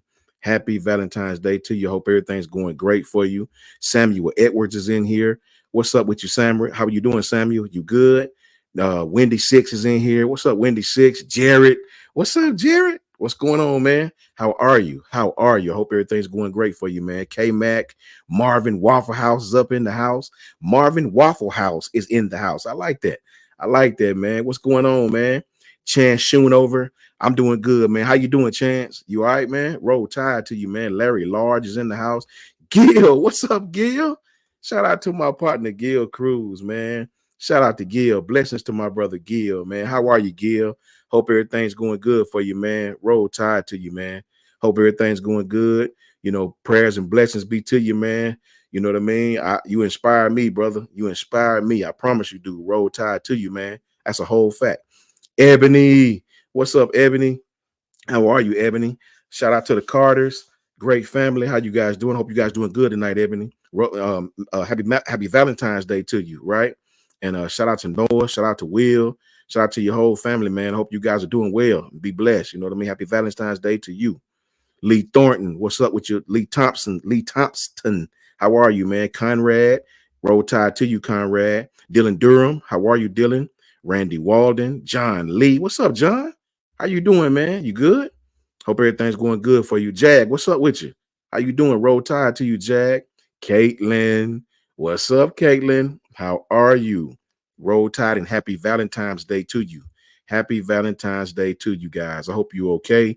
I hope you're doing well. Roll Tide to you, Jag. Happy Valentine's Day, Jag. We blessed to see another one, right? Glad you guys are in here, man. Glad you guys are in here. Tap those like buttons, hit those like buttons. Ty, what's good, man? You good? Everything good with you? What you doing on this Valentine's Day night, man? We blessed to see another one, man. Blessed and highly favored, man. That's what it is. Antoine Currington, what's up with you, Antoine? Jay Bird is up in here. Man, what's going on? I hope you guys are doing good tonight, man. Tapped in. Carla Bailey, what's up, Carla? Happy Valentine's Day to you. Roll Tide to you, and happy Valentine's Day to you as well. We up in here, man. Byron Russell's up in here. Brian Russell's up in here. John Jay is up in here. Marquita, happy Valentine's Day to you. Hope everything's going well with you. Roll Tide to you. Hope everything's going good with you for the night, man. Gil, you already know, Gil. Road Warriors up in here, man. Everybody up in here. Mike G, what's up with you, bro? How you feeling? How you doing, B-Rad? We good, man. We blessed. Ace 1115 is in here. Greg Coffee's in here. I hope you guys are doing okay, man. Thank you, Marquita. Roll Tide to you, and happy Valentine's Day to you again. Yeah, man, another day. More Bama news, as we all know. Another day to hate Alabama, and another day to love Alabama, and another day to want to be Alabama. And that's what it is. That's just the truth of it. Some might not tell you, but I will tell you. You know what I mean? The truth will always be in the details, no matter what they say. The truth will always be in the details, man. You know, I'm going to give it to you straight. Never late. You know, always remember that. That's the truth. My grandfather used to tell me that all the time, man. I know you guys probably seen about Scott Cochran. Me personally, I'm a huge Scott Cochran fan. You know, I'm a huge fan. Cynthia Middleton, happy Valentine's Day to you. I had to say that. Roll Tide to you, Cynthia. I hope you're having a great day. Hope you're having a great night. We've seen another one. We blessed to see another one. Happy Valentine's Day to you. You know what I mean? Caleb Taylor, Roll Tide, my friend. 334. You already know we in here, man. Samuel Phillips, we in here, man. So Matthew Cherry, what's up with you, man? How you doing? How you doing? So yeah, man, I'm a huge Scott Cochran fan because not just because of his strength and conditioning talent, right? I'm a Scott Cochran fan because Scott is one of those guys that he has what you can't teach to kids, right? You can't teach Scott's energy. You can't teach the things that Scott teaches these young men. Those things you can't teach it. You can't teach those things, man. He's energetic as it comes. Scott is just one of those guys that he is very, very, very relatable to young men. And I personally miss Scott in some fashion, right? In some fashion. I understand he had some things going on. I don't know the details of what it was, but Scott Cochran know what it is to win championships. Everywhere this guy goes, his team win championships. I mean, I'm not calling for him to be the strength and conditioning. I think he should give him a on field role, a special teams role, a tight ends role. He had all those roles at Georgia, so that's what he initially left Alabama for. He wanted an on field role, right? I think Scott. Oh, Crimson Blood, is that you? Crimson Blood, man. Thank you, Crimson Blood. Roll tie to you for setting it off already. Crimson Blood, True Crimson Samurai Warrior. Thank you, man. I appreciate you, Crimson Blood. Roll Tide to you, my friend. Thank you so very much for that. We appreciate that as a whole, right? And I really, really appreciate your comment, man. Thank you for that. Roll Tide to you, Crimson Blood with the $5 super chat. Thank you so much for that. Yeah, I enjoy Scott Cochran, man, because that man knows how to win. I love everything that he brings to the table. I don't even really want to get into the off the field stuff because I don't know about the off the field stuff. And who am I to throw a stone at that man? I don't know what he had going on, right? When I was, I can't throw a stone at nobody. I'm not here to judge anybody on anything, right? I think that's the complete wrong thing to do. I just know when it comes to football, the guy is a hell of a coach. The guy is a hell of a trainer. The guy's a hell of a motivator. And I would give anything to have him back on the staff, especially with the young kids that we have now. Sure, I understand we got Coach Ballou and the sports science and all of that stuff, but let me tell you something that a computer can't measure, man. And that's that thing that beat in your chest. That's this thing that beat in your chest, right?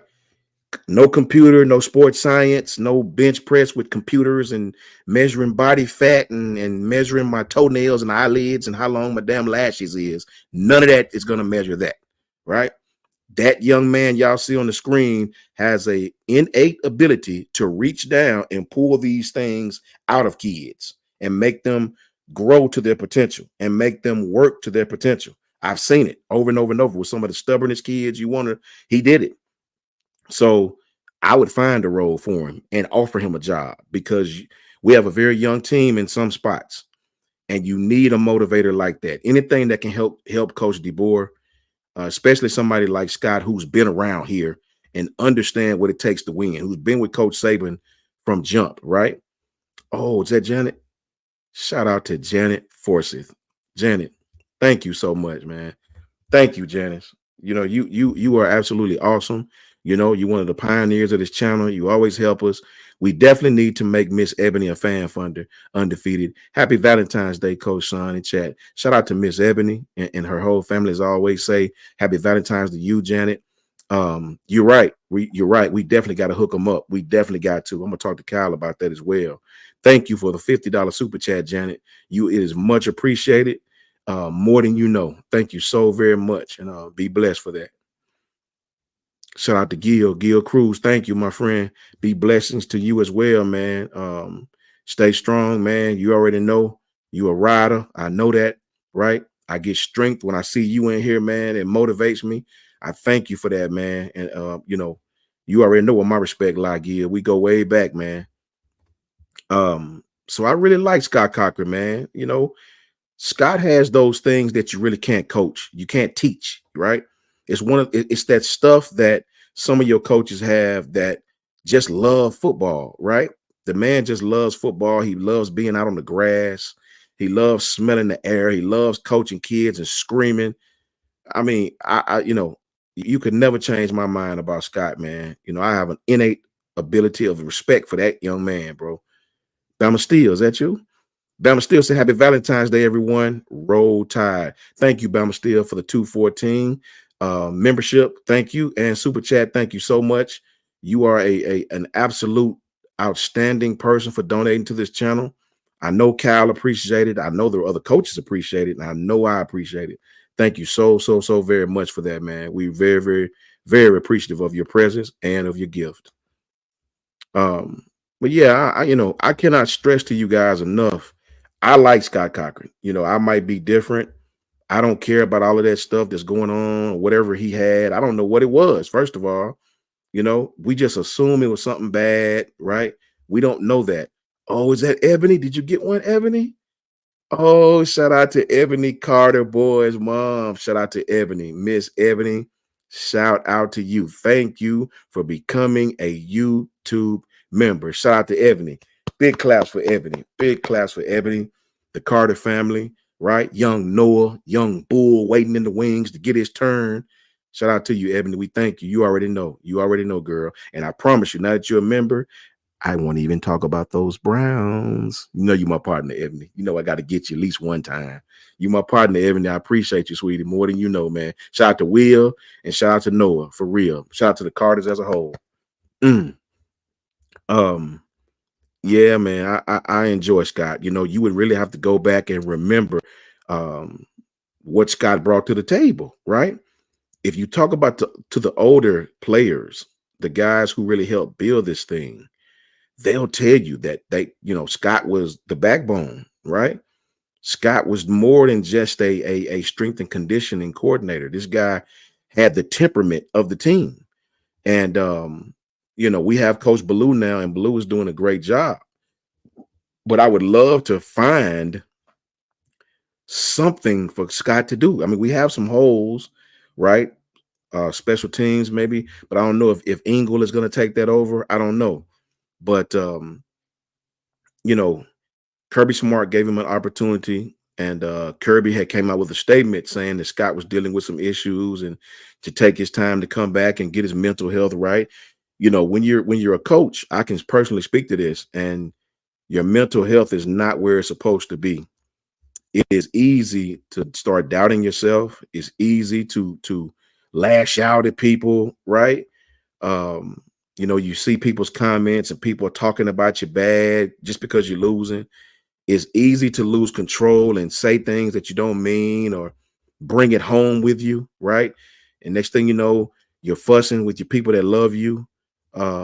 So it's tough, man. It's tough. I got a lot of respect for Scott. And there's nothing that's in the water that would make me not want Scott Cochran. So I really, really, really hope that we reach out to him. I'm not sure we will, right? But I know it was all over Bama News that his job at Georgia was, I guess he had resigned. And the fact that he resigned and all the Bama news outlets reported it tells you how popular this guy still is through the halls of all the University of Alabama, right? Scott, to me, is the kind of guy that every coach need on their staff. You need one of those, as we call it. Scott is one of those kids, one of those young guys, coaches that the kids are going to gravitate to, right? A young coach that will talk SHIT with them. You know what I mean? We'll be young with them and play with them and talk with them. And, you need that kind of coach. You need that kind of coach because sometimes kids feel more comfortable talking to coaches like that than they do head coaches, than they do strength, people who are real strict on them. They feel comfortable talking to these guys who are more like them. And, I enjoy it, man. I love Scott. And for Kirby Smart to give him an opportunity was big on Kirby. I know him and Kirby are very close, right? And but I do know he's been a part of championships here. He's been a part of championships at Georgia. So, you can't teach energy, guys. You can't teach energy, right? Kids nowadays see through fake relationships. They see right through it, right? And parents love Scott Cochran, man. So I hope we reach out to him and find out where his head's at and see if he want to coach. And I hope we give him a chance, man. He can't do anything but bring value to the university and to the football team. Jay Townsend, OG says, please hit the like icon. We have over 270 watching and on 168 likes. Happy Valentine's Day to all of the ladies of the undefeated. Thank you, Jay, for that $5 super chat. And I second that motion. Please hit the like button, guys, if you haven't. As soon as you hit, as we call it, as soon as you come in, as soon as you hit the door, hit the like button, if you will, for us. Run those likes up for Kyle so people can see this in the algorithm. You know, I really, really hope you guys hit the like and enjoy the content. And happy Valentine's Day to all the young ladies. That's a whole fact. Hope you guys are having a great day. Shout out to Darcy. What's up, Darcy? How are you, Darcy Hutchinson? How are you, sweetie? Hope everything's going good and roll tide to you and your family. So yeah, that's where I stand. What's up, Plain Doctor? How you doing, man? Hope everything's going good. BB says, as Sean, I was agreeing with everything you said about Scott. I was obsessed with him. But if he's battling mental health issues, do we need to take it on? I would say, BB, find out what's going on with him. And the only way you can do that is to bring him in and talk to him. You know, talk to him, you know, communicate with him, see what's going on, really let Coach DeBoer get a feel for what's going on with him. Let Scott break it down for you, because who can tell you better than the horse himself, right? And make a decision based off of that, you know, make a decision based off of that, whether it's good or bad. I would love to just bring him in for the opportunity, you know, talk with him and go from there. Shout out to you though, BB. I agree with you 100%. Let's see. Curto MVP 11 says, I had an awful basketball practice. My weakness really shown up in advice for basketball. What do you play basketball? MVP? You play basketball? Where do you play at, if you don't mind me asking? And what was your weakness, if you don't mind me asking? Chris Williams says Alabama football's in shambles. Yeah, Alabama football's in shambles so much that your ass back in here again. Shout out to you. Roll Tide. We in a lot of shambles, huh? Boy, stop. Yeah, so it's all good. What's up, Kim? How you doing? So yeah, man, I really enjoy Scott. I hope they do reach out to him, talk with him, give him an opportunity to say what's going on if he so chooses, and go from there, right? Go from there. You know, he can't do nothing but bring value to the university. And I, for one, love giving chances to people, right? Moon Rocker, what's up with you, boy? How you doing, Moon Rocker? What's going on with you, man? Kimberly Harmon. Kimberly, happy Valentine's Day to you so very much. You know, hope you guys are having a great, great, great day. So that's my take on Scott, man. You know, I don't know what's going on with him. I don't tend to believe. What's up, Chance? How you doing, man? You know, I don't really get into the headlines and all of that stuff because we know how the media is, man. Right? So I don't really pay attention to the media. How about you talk to him? If you're interested in Scott and seeing where he's at, compliance officers, head coaches, you know, get in touch with Scott. Ask him, Scott, you want to come in and get this job? What's up? Come in, holler at me and talk to him. Really get a feel for where Scott is and what he wants to do and go from there, right? Go from there. OGJ Townsend say, Coach Sean, Scott left Georgia to pursue other endeavors. He didn't leave becoming right. And that's what I was saying earlier, Jay. I know he was dealing with it. I read where he was dealing with it. I read that today, but he wanted to do other things. He wanted to get on the field more and be a more coach. Facts. That's why I said, bring him in, see where he's at. What do you want to do? I know we have Engel right now. Is Engel going to coach special teams? Is he going to coach linebackers? Like, find out what Scott wants to do and see if we can find something for Scott to do on the field, because that man's an asset, man. He has stuff that you can't teach. You can't learn that, right? You can't learn that. You just can't learn that. So I really, really, really hope that we give him an opportunity to at least come in and see where his hit, see what he wants to do, see where his interests are. Crypto MVP says, "Yep, I play for a community center. My weakness, I can't create space, and I'm strictly a catch and shoot and off the ball movement player. Sadly, I can't dribble." That's the first thing. That's the very, very first thing. Carito MVP, you got to learn how to dribble, right? If you're bringing the ball up court, you can't pick the ball up every time the defender come. Every time the defender come D you up, can't pick the ball up and look for somebody to pass it, right? You got to be able to dribble through it. You got to be able to fix that dribble. That should be the number one thing you work on, even before shooting, because if you can't dribble, that's gonna make it tough for you unless you great at coming off screens, catch and shoot. Keep working, young man. Keep working. 10 players, guys. 10 players from Alabama invited to the combine. They always talking about Bama this, Bama that. 10 players from the University of Alabama. Again, let me throw that word in there.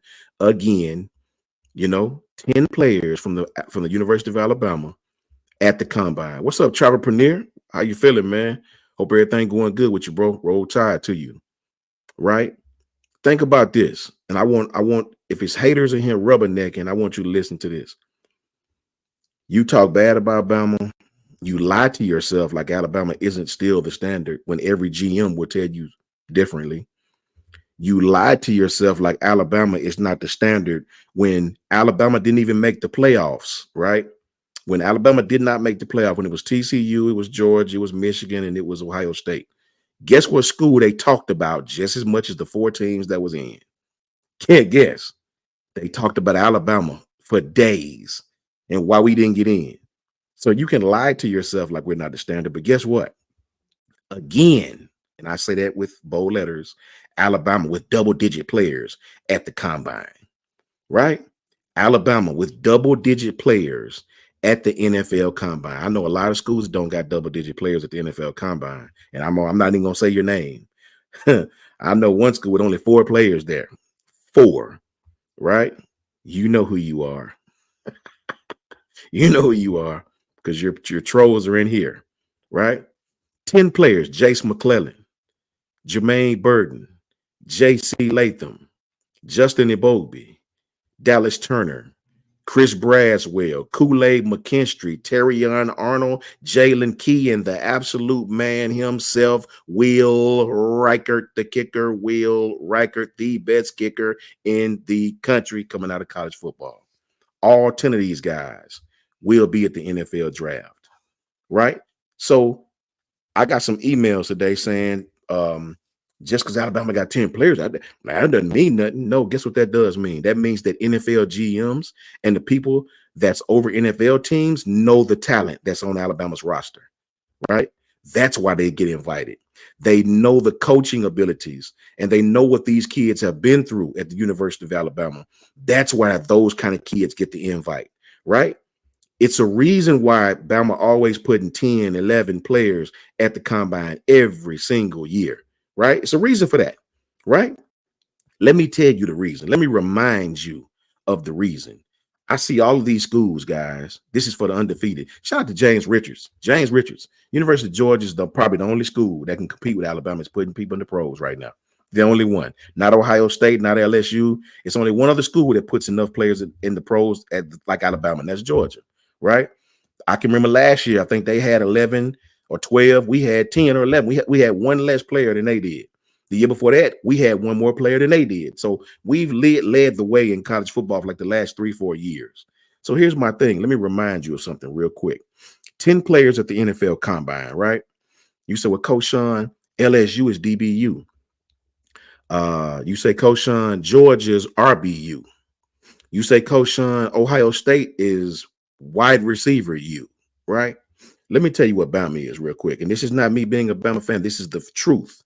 The truth is always in the details of it, right? Here's some truth for you. Alabama is just NFL U. Like NFL U. Like seriously. 10 players at the combine. You want to go running back?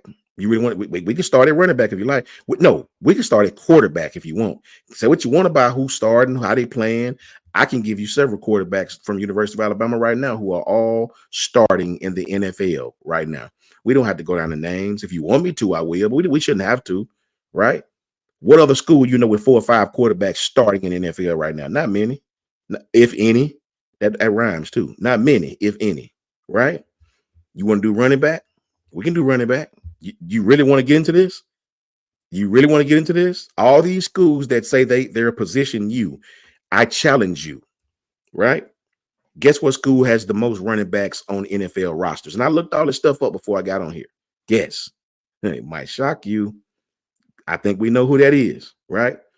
You know about Josh Jacobs. You know about Derrick Henry, both Pro Bowlers, both all pros in the past, right? You know about these guys. You know about Najee. You know what I mean? You know about B-Rob. You know about Jahmyr Gibbs. You know about Mark Ingram, who's in media right now, but still has opportunities to play. They trying to get him to come back right now. And Mark been in the league. That would make his what?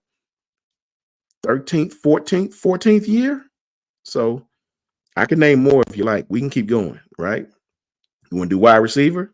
You don't want to do wide receiver. You know who in NFL from wide receiver. We can do tight end if you want to. You know what I mean? You can do D-line if you want to. You want to do D-line?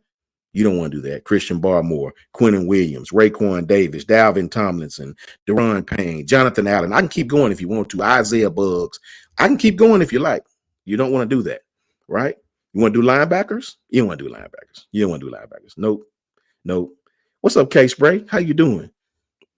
10 players, K-Spray, at the NFL Combine. Just reminding people why Alabama is just NFLU.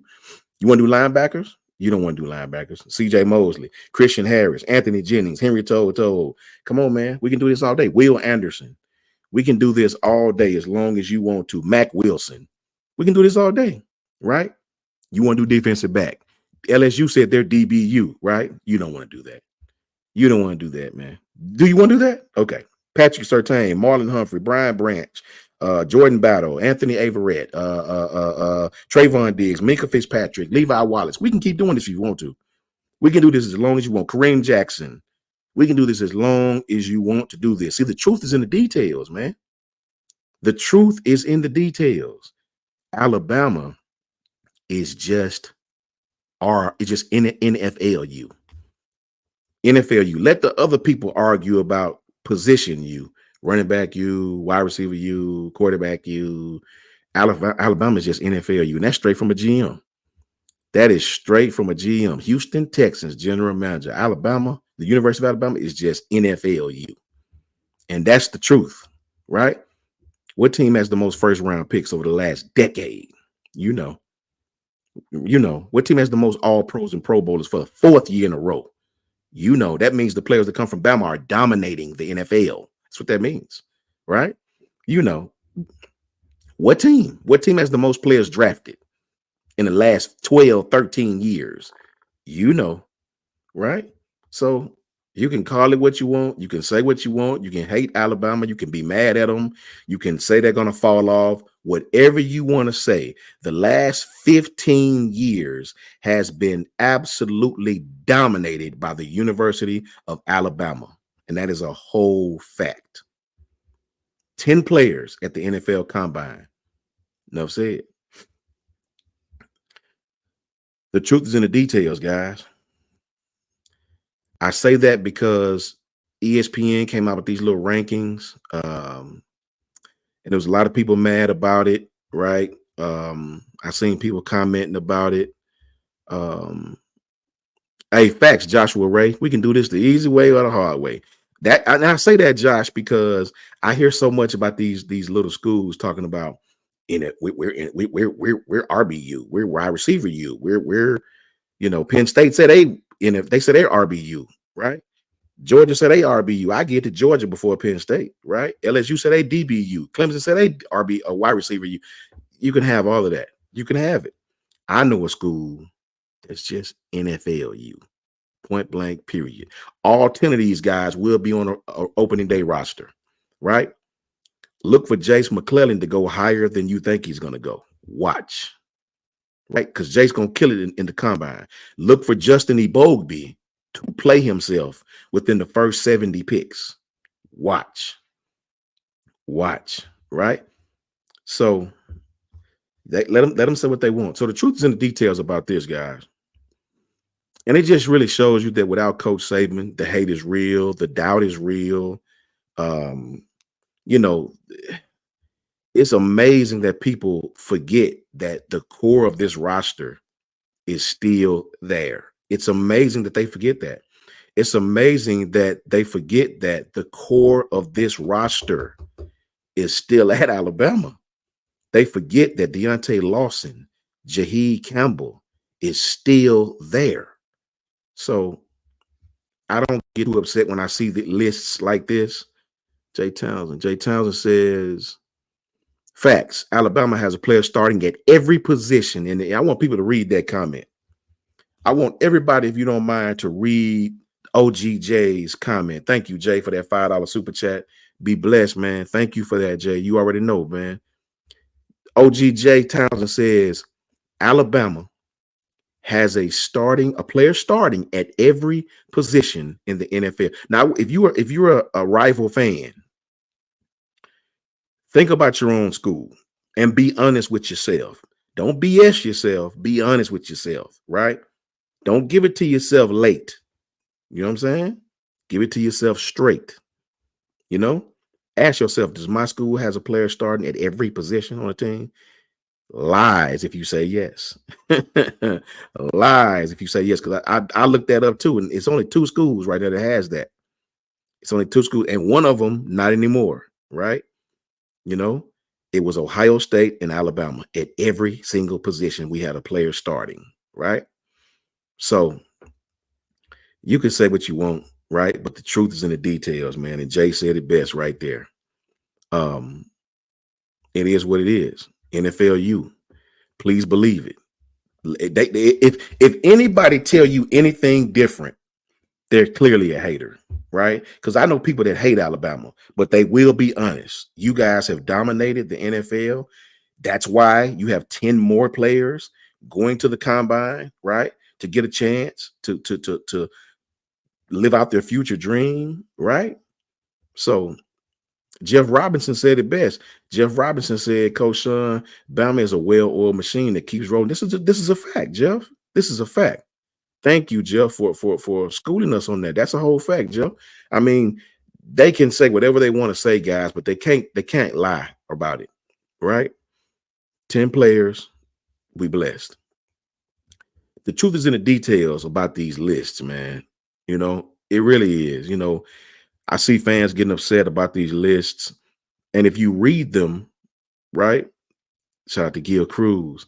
If you read these lists, Gil, it will perturb you. It'll perturb you that they showing us no love like that. They can actually, you know, showing us no love, man, right? Which ain't nothing new. They want Alabama to lose. We've won so much. We put belt to ass so much, B2A so much that they can't wait for Alabama to lose. So every time something comes out about Alabama that's not copacetic or something that they could possibly say something bad about, you know, it hit the airwaves like microwaves, man. Quick, fast, right? So when I see these lists and they talk about Texas and they talk about Georgia, and rightfully so on Georgia, I can't hate on Georgia, and I won't be the one to hate on Georgia, because Georgia has, outside of Alabama, Georgia has dominated college football in a short period of time, right? It's hard to win a championship. We all know that. But to win 2, I don't take nothing from Georgia on that. I don't want to discredit their winning, because winning is hard. But if I'm going to give them love for winning, I got to be honest at the same time. The truth is in the details. Yes, Georgia has won, and no one can take that from them. But I know a school that has knocked your block off 5 times of the 6 times you played them. And that's just the truth, right? That is just the truth, man, right? So respectfully, I don't mind them giving Georgia all this love as number 1. Georgia deserves that. I won't take that from them, right? But to sweat Texas like this, it absolutely make my jaws hurt, right? It makes my earlobes hurt. And I don't even think you got too many nerves. You got little bitty ones, not no big ones in your earlobes, man. It's the truth. It's the truth, James Richards, right? Texas lost a lot up front, right? They're losing a few offensive linemen. They lost some receivers, a lot of receivers, I might add, a tight end. Texas came to Alabama and with 8 minutes left was losing to Alabama after we, threw 2 picks, after we got 2 touchdowns called back, right?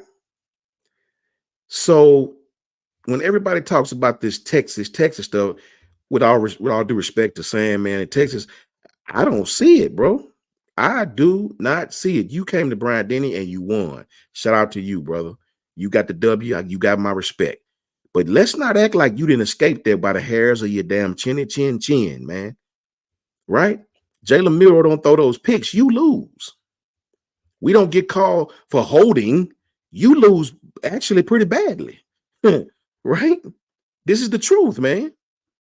This is the truth.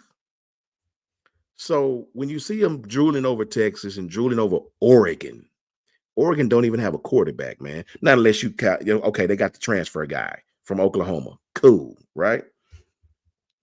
To be drooling over Oregon makes me absolutely nauseous. Shout out to Coach Smoot, man. Coach Smoot, they drooling over Oregon. It makes me nauseous, bro. Makes my earlobes hurt, right? You giving all these schools all this credit, right? All this wonderful credit. Then you give Ohio State, you give Notre Dame, and you let Bama bring up the rear. You got Ole Miss on our heels, as they say. I can't wait for this season, guys. K-Spray, I can't wait for this season, man. Gil Cruz, I can't wait for this season, man. Right? We're going to hurt a lot of people's feelings this year, man. Probably more than ever. Because, see, the GOAT has retired. So everybody thinking that they smell blood, right? But see, what you're really tasting and what you're really smelling is the leather off of a belt, right? You know how you burn leather and it has that smell like wax or leather's burning, right? See, you're really smelling that. We about to put B2A on you, bro. That's what you're smelling. You're not smelling blood or victory. You're smelling an L coming soon to a stadium near you. That's what you're smelling, right? So I personally can't wait, man. Right. Hey, Jay Townsend said it best. So, they're drooling over these schools, but this is what I'm saying, what OGJ said. Remind them that we had 90 yards of penalties against Texas as well. We really lost that game. They didn't beat us. And I think their coach knows that. That's why, and credit to Sark, he used that to his advantage all year long. Well, we did go into Tuscaloosa and beat, because he know how strong it is and how rare it is to come into Tuscaloosa and win a game, right? He did that. So all I'll say is this: they smelling blood, so-called blood, but now the players hear it. The players hear it. I don't take wins from people because Texas won the game. We've established that. But let's not act like Texas did not come to Bama and win by the hairs of their chin, right? We had to really, really, really help you win that game, man. Really, really, really, really, really help you. And check Michigan, Love Lady, whatever his name is, the tight end. He said it. He said, listen, I have no dog in no other fight than Michigan. University of Alabama was the best team we played all season. They pushed us like nobody else has, right? So you can say what you want to say, man. They don't have to give us no love. They're predicting weakness. They don't see weakness. They're predicting weakness. That's why, see, predictions get you in trouble when you don't know what the hell you're talking about. It's okay to predict things that you know are going to happen for sure. Then you can make yourself look smarter than what you really are, right? But when you predict things because you're hoping for it, you're predicting things because you're hoping for it, all you do is make yourself sound like a goof, right? So I can't wait for this season. I can't wait to get young Noah on campus next year and put that weight on him and let that boy absolutely rip quarterbacks' heads off their body, right? I can't wait to get Quindarius and Robinson out there on that edge and absolutely whip offensive tackles, you know what, right? I can't wait to get Quay Rousseau and Keon Keeley out there, man. I cannot wait to get those young dogs on that field and let them do what hunting dogs do. Everybody will be real quiet then. You know how the haters do. They talk loud, then when everything happens, they're nice and quiet. You don't hear nothing. You don't hear nothing, right? I cannot wait to get Justice Haynes, Jam Miller in that backfield. I can't wait to get Kobe Prentice on a slant. I can't wait to get Kendrick Law on a post corner, right? I cannot wait to get Jalen Milroe out there, Ty Simpson out there, Austin Mack out there, Dylan Lonergan out there. I don't care who it is. I cannot wait to shut these haters up. Because see, the truth is in the details, guys. The truth is in the details. We still have a great roster. Our roster is better than a lot of college football, right? They know it. They're just wishing upon a star and hoping that Alabama fall off, right? Look at the NFL Combine. The truth is in the details about these lists. You're giving all these people love but Alabama. And that's okay. That's okay. Because it's just like Coach Saban said, you don't worry about the outside factors. All you can ask for is an opportunity, right? You don't worry about who hates on us. You don't worry about where they put us on some list that don't matter. All you want is an opportunity, right? And you give us that opportunity and we're going to show you what it is, right? And the first opportunity, I think who we got first, Western Kentucky, starts with them. That's when the first opportunity starts, right? We need the fans to do their part. We need to come out and be a madhouse. We got professionally certified hater. Says UM was not better than us. I don't care what no one says. We did not lose to Michigan. We gave away the win. Up 17-13 with 5 minutes left. Bama versus UM was the net. That's a whole fact. That's a whole fact. I mean, if you tell them that, they don't want to hear that professionally certified, but that is the truth, man. Even the Michigan players know that, right? And that says a lot, right? That says a lot. Mike 504 says no O-line, a horrible defensive coordinator. Well, Mike, I respect your opinion, my friend. I do. I respect your opinion, and I'm not mad at you for feeling that way. But if you can allow me to debate you for a minute, the offensive line would be fine, right? When you have Tyler Booker, Jaden Roberts, kids like that, a bunch of young tackles who could start in the SEC at most schools, you know, it starts with the talent. So the talent's there, right? In this scheme, Coach DB Katie will have the people we need. He'll have the coaches we need, right? And as far as a horrible defensive coordinator, I don't know where you get that from, Mike. I don't understand where he's horrible at, sir. I don't see that. And again, Mike, I respect your opinion because maybe that's how you feel. But all I'll ask, Mike, is tune in the first game, man, and let's see what happens, right? Matthew Cherry says, Coach Sean, I can't wait for Drake Kirkpatrick to get on the field. Me too, Matthew. That boy got good lineage. He understands Bama. He understands the crowd. This kid been going to Bama games his whole life, right? His last name alone is going to make him work hard. That's Dre's son, bro. Right? Undefeated. What we talking about? What we talking about, man? I can't wait, man. Football season cannot get here soon enough because I personally rather have it this way, though, guys. I'd rather have it this way than them giving us all the love. I'm elated about them hating on Alabama. I love it because every time they talk bad about Alabama, we play well. We play with a chip on our shoulder. We play hungry. You know what I mean? We dominate, right? I don't want them to give us any love. It seems like when they give us the love when we fumble the ball, right? What's going on with you, man? How you doing, Kareem Hood 40? How you feeling, brother? Roll Tide to you, man. Hope your day going good, man. So I don't want the love. Let them give it to somebody else, right? Doubt us, talk bad about us. It's cool. It's okay. Because when the toe meets leather, one thing about football that's not like any other sport, no disrespect to basketball, baseball, volleyball. One thing about football is you can only hide for so long. You know, basketball, I love b-ball. Coach out to Coach Smook. Coach Smook a hooper too. But you can have a Coach Smook on your team, and I could be terrible, and you won't know it. Not for real, for real. I can just pass the ball to him. I'm an assister, right? When really I'm terrible. You can't hide in football, homie. You cannot hide. not at guard, not at tackle, not at center, not at tight end, not at the X, not at the Y, not at the Z, not at the running back, not at the quarterback. You cannot hide anywhere in this sport. So when they hate on us, guys, let them do that. It's okay. Because at the bottom line, this is Alabama, and they're not. This is Alabama, and they're not, right? We got 10 people to combine, and they don't. It's a reason for that. It's a reason for that, guys, right? The truth is in the details, and the truth will be revealed when toe meets leather. It's coming. It's coming. I don't doubt at all because I know the talent on this team. I understand what we have in front of us, and I just can't wait to put it on display. I cannot wait to put it on display. It's going to be a lot of hurt people that's waiting to see us fit. What's up, Jarvis? Man, Jarvis, man, Jarvis, what's up, man? Where you been, bro? What's up with you, man? It's going to be a lot of people wishing upon a star. What's up, Jack? How you feeling, man? Moon Rocker. And they're going to be hurt, bro. These kids hear all these conversations. It's nothing worse than a motivated kid who constantly hearing you talk about how bad he is. New coach, right? This scheme, I don't care if Grubb is there or not. This scheme is going to accentuate our offense, our talent, right?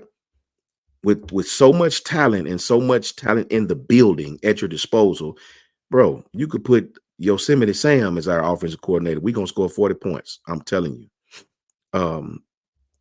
So it is what it is, man. You know, shout out to Jane Richardson, man. This is the realest Georgia fan I've come across, bro. This dude knows his football. He don't come in here talking stupid, right? He actually get on the trolls with us, right? He support his team. I love people that come in here and support their team.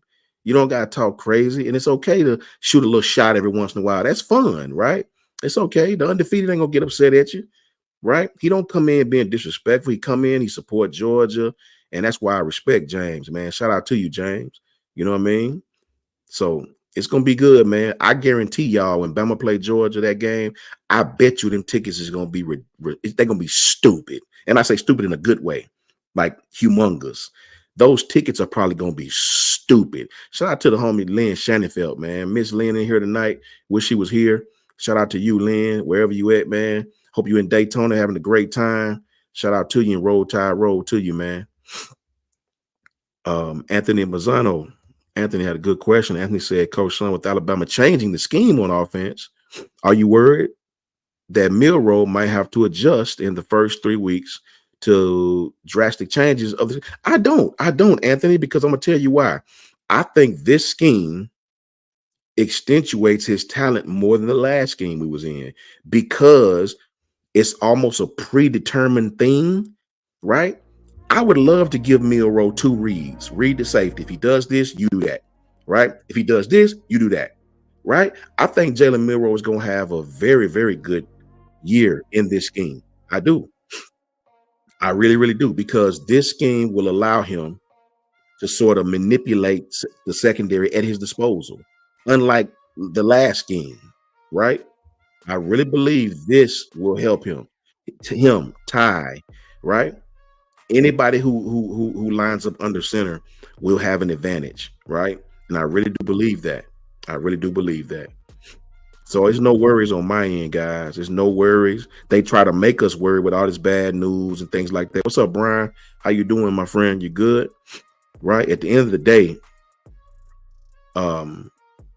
spring ball is coming. We'll get a little sample size of what we're doing, and we can be happy about that, man. Shout out to Gil Cruz, right? Michael Hill says, Coach Sean, any chatter on the offensive line? I hadn't heard anything, Mike, not since the other day when I was told that they were still talking to different people. They had some people that wanted the job, but I guess they're just trying to, checks and balances, right? Coach Burns going, the backfield ain't been the same. Mike, I don't think that's it, Mike. I see your point, though. Coach Burns is freaking awesome, right? He was the best running back coach that I can say we've had. But think about it, Mike. When you're comparing Coach Burns' day at Alabama, we don't even play football like that anymore, right? Think about it. During Burton Burns' days, running backs was getting 24 and 25 carries each, like a game, I should say. We don't really do it like that no more. Nobody does really, not even Georgia, right? Football is a passing game now and running in between. Football is a switching in, switching out type running backs. I talked about this last night with Jace. So when Burton was there, yes, big stats was put up with the running backs. But when you look at Eddie Lacy and all those guys were getting 20 plus carries a game, guaranteed, right? So those guys was ending the year with right at 200 carries and stuff like that. So, you know, it's just a different day, guys. It's a different day, over 200 carries. So Burton is great. I take nothing from him, but football is different. Football is changing. Football is about space. It ain't about 3 yards in a cloud of dust. It's not about linemen being heel to heel, you know, eye backfield and power eye backfield running off the 2-hole. You know what I mean? It's not about that anymore. It is to some extent in down in distance. You know, you in the red zone, you 2 or 3 yards. Down in distance calls for that, but I mean that game is gone, right? Now football is about spreading. College football is about spreading everything out. It's about receivers. It's about passing yards. It's about screen passes. It's about delayed screens. It's about stuff like that. It's about attacking zone, space, horizontal stretches, stuff like that. That's what football is about now. Football is changing in college. Space is everything now. And the NFL is slowly adapting to that, right? The NFL is slowly taking from college football. David L., I talked about that earlier. That was my first topic. If you look at number 1, in a nutshell, David, I just said I would love to have Scott back. I would, in some fashion. We already have a strength and conditioning sports science guy. We already have that, but I would love to have Scott back in some other fashion. I don't care if I don't know if Engel is going to be doing special teams. I would love to have Scott back because of his energy. You can't teach. Because of his relationships. You can't teach. Because of how he is with the kids, man. You know, these older guys respect him. The kids respect him. You know, I would love to have him back just because we have a young team for that reason right there. What's up, Coach Smoot? What's up, bro? How you feeling? Oh, I'm good, man. How you feeling, bro? How you doing? How you feeling? I'm good, man. I came in on the tail end of you telling this Mike guy. I've been seeing him talk about Gillespie and how he ain't developing no running backs, but the game is not the same. It is a different, a totally different game. Burns had to leave for that reason. He was missing the early looks at which running backs was going to fit this new style of system. Yeah, man. You think about if we had Lane Kiffin's that's real heavy spread style. Well, actually, Kiffin used to keep the ball on the ground, but once Sarkisian took over, that's when it really changed. We started putting it in the air more. And I can't imagine attracting 3 or 4 number 1 backs in the class to come and play in a system where they only hand the ball off 30 times a game instead of 40 times. You get what I'm saying? 45. Like that extra 15 carries matters a lot. And we're still pulling in classes where the running back rating is still always top out in the top 3. We haven't missed the beat. So what is he talking about? Shout out to Casey Jones with the $2 super chat. My bad, Smoke. I hit it too. Yeah, Casey Jones said just booked the hotel for A-Day. See y'all there. Hey, much love. Roll Tide. Much love, Casey. Roll Tide, man. Yeah, man. That's me too, Smoke. That's me too, man. The game is just different, Mike. It's not like that anymore, man. It's not 3 yards in the cloud, 12 personnel every play, That commands down in distance. Now they'll line up like that down in distance on, 3rd and 1, but that's not the way football is played anymore. Mm-hmm. It's just not, guys. It's just not. Yeah. So, and then he's still Mike. Who's your team? Because you say you went to school with Coach Burns. Well, who's your team? Because I think Coach Burns from Miami, right? And he from Florida. I think he from Louisiana. Okay. I think Coach Burns from Louisiana. So I'm guessing this is a LSU fan trying to talk about Alabama running backs. And who was the last thing came from LSU that stayed at LSU? Clyde's Edwards-Helaire. Like he had half a season. Like, Mike, come on, dog. Exactly, Coach Mike. Listen, Mike. I respect you, brother. Because you ain't talk super crazy, but you making some ridiculous claims. Yeah. Just remember this, Mike. Now, before you get too out of control, remember this. Yeah, I told you from Louisiana, but remember this. LSU has, before you think your take is right, Mike, LSU has played Alabama the last 12 years, as we always know. They've been playing us forever, right? Mm-hmm. In the last 12 tries, Mike, 12 years, Mike, dating back to 2012, your team has won twice, Mike. Twice. 2 times, Mike. So before you force your takes on us, I want you to think about that now, Mike. Your team has won 2 times in 12 years, Mike. 4 coaches, right? So think about that, Mike. With all due respect, think about that before you force your take. Listen, this is how I know. It's another drunk LSU fan. Because the thing is, LSU fans, the real ones that actually have watched college football for the past, I don't know, 14 years, 15 years, they understand and respect what Alabama has been able to do. Like, do y'all understand that Death Valley, we were on a 6-game winning streak before y'all last win against Alabama in Death Valley? It was a 6-game win streak in Death Valley. Like that is crazy to me. So y'all about like the Mercedes-Benz, like Atlanta. Y'all ain't nothing but South Tuscaloosa right now. Southwest Tuscaloosa, because we come down there and just have our way. We go to East Tuscaloosa over there in Atlanta and have our way. You get what I'm saying? So I mean, just pipe down a little bit, Sonny. And just like I told you, little podcast buddy, Mr. Matt Moscano, sweep around your own front door, fam, because you ain't nothing around here you need to be worried about talking about our running backs. Who's going to take cares for your offense this season? Yeah. While we dropping 50 and 60 points on everybody's head. So yeah, worry about that, bro. Like, you should. Ahead. You really should. I'll say this. You own Bama before Saban. No, they didn't. You better go check the records. This sad the fact of the matter is, but Smoot, don't even argue with him about that. That was 17 years ago. Don't even argue with him about that. But even then, it was still like I was struggling to have a stronghold. You get what I'm saying? Like, come on, dog. LSU, bro.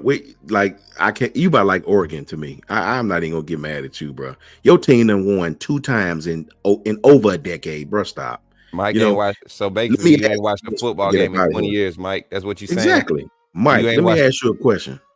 Do you know why LSU stormed the field like they did, and why Tennessee stormed the field like they did when they finally beat us? Do you know why LSU went so crazy and why Tennessee told it go down? Do you know why? Guess why, Mike? Because Tennessee hadn't won in damn near 20 years, and you hadn't won in over a decade at that time, but one time. That's why y'all act like that. Y'all storm the field and go crazy because y'all don't win against Alabama. So think about that, Mike. Really think logically before you troll the undefeated. You play for a team that Alabama has had their way with for as long as when the freshmen don't have no recollection of you ever winning anything. Nothing. When you ask a kid who's 17 years old, they don't have no recollection of you ever even being relevant, bro. So think about that, Mike, before you talk now. This is Bama now. So shout out to the undefeated. Exactly, Coach Mook. You remember Zach Evans? Wasn't that the running back they was so happy about? Did he stick around to be a part of that little bull crap? Nah, this man done went to Ole Miss. I think he at another school now if he ain't went to the league. Come on, Mike. Hey, Mike been coming in and out. Y'all see he only pop in when he think Alabama down. I got y'all with the 6 losses. Man, hey, Mike. Oh my God. You know what's sad? LSU might not win 4 games this year. That's the sad part. Like, realistically, LSU might not win 4 games this year. That's the sad part about it. Really, really bad. Really bad for y'all. And I'm telling you, y'all keep forgetting that post-spring, y'all portal still got to be open. You know that? The portal still going to open up for LSU.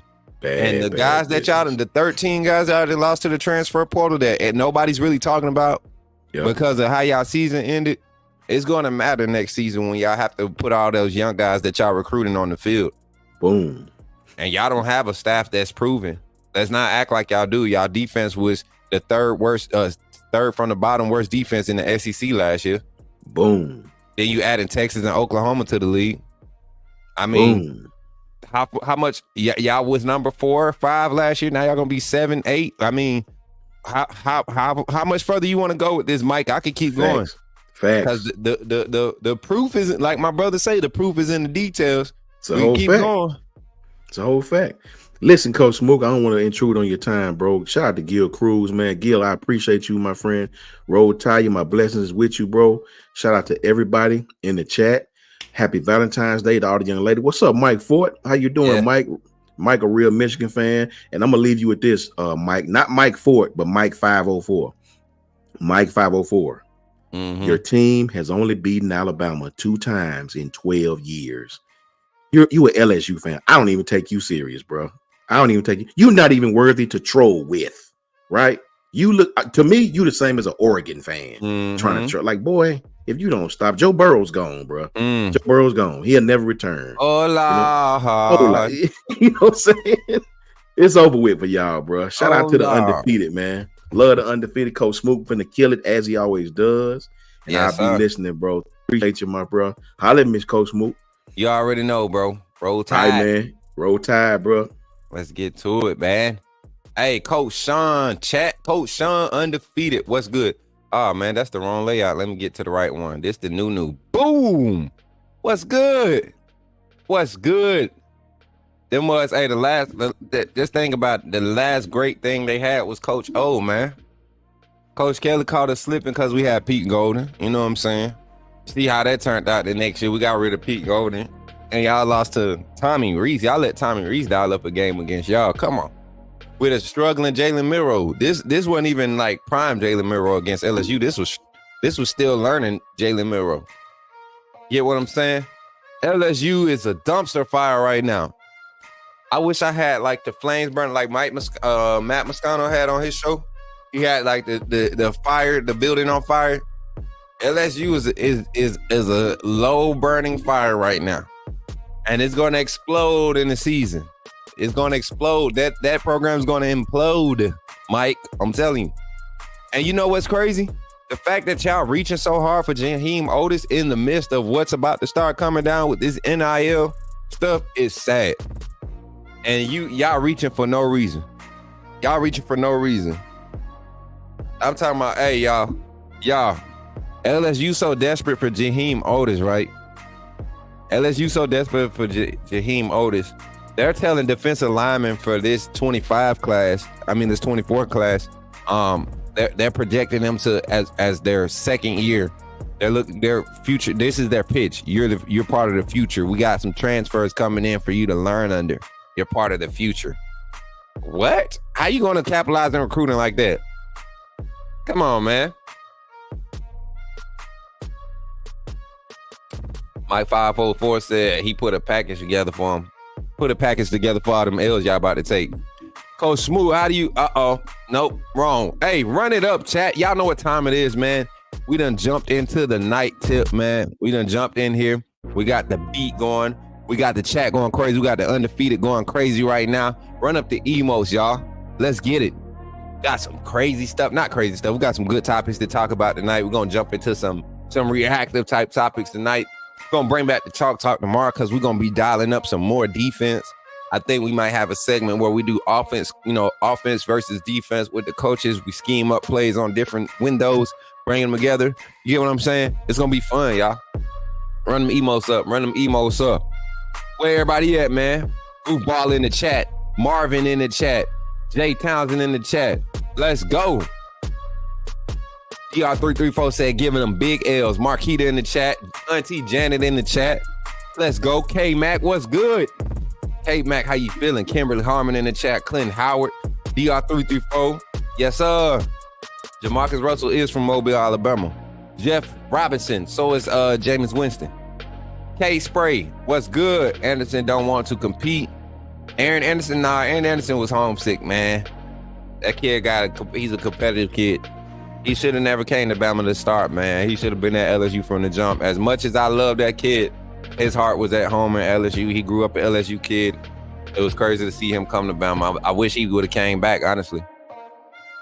Yeah. Roll Tide. Yeah, go Brittany. What's good? Where you been at, Brittany? Brian Bino, what's in there? What's in there, Bino? Who in there? Matt Farms, what's good? Coin guy said Otis would not leave to Ole Miss if he was, it would be not. Oh, see, Coin guy, I wonder about you sometimes.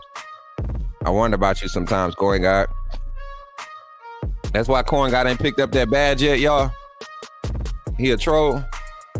Coach Mook, do you feel that having the schemes be predetermined and not having progressions? Anthony, I feel like you asked this question already, but I'm gonna answer it in a few. I got you. Auntie Janet said present.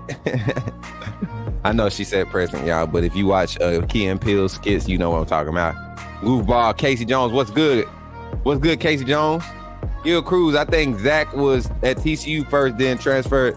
Zach Evans was the kid that they was recruiting heavy. LSU was all over the kid. It was Zach Evans.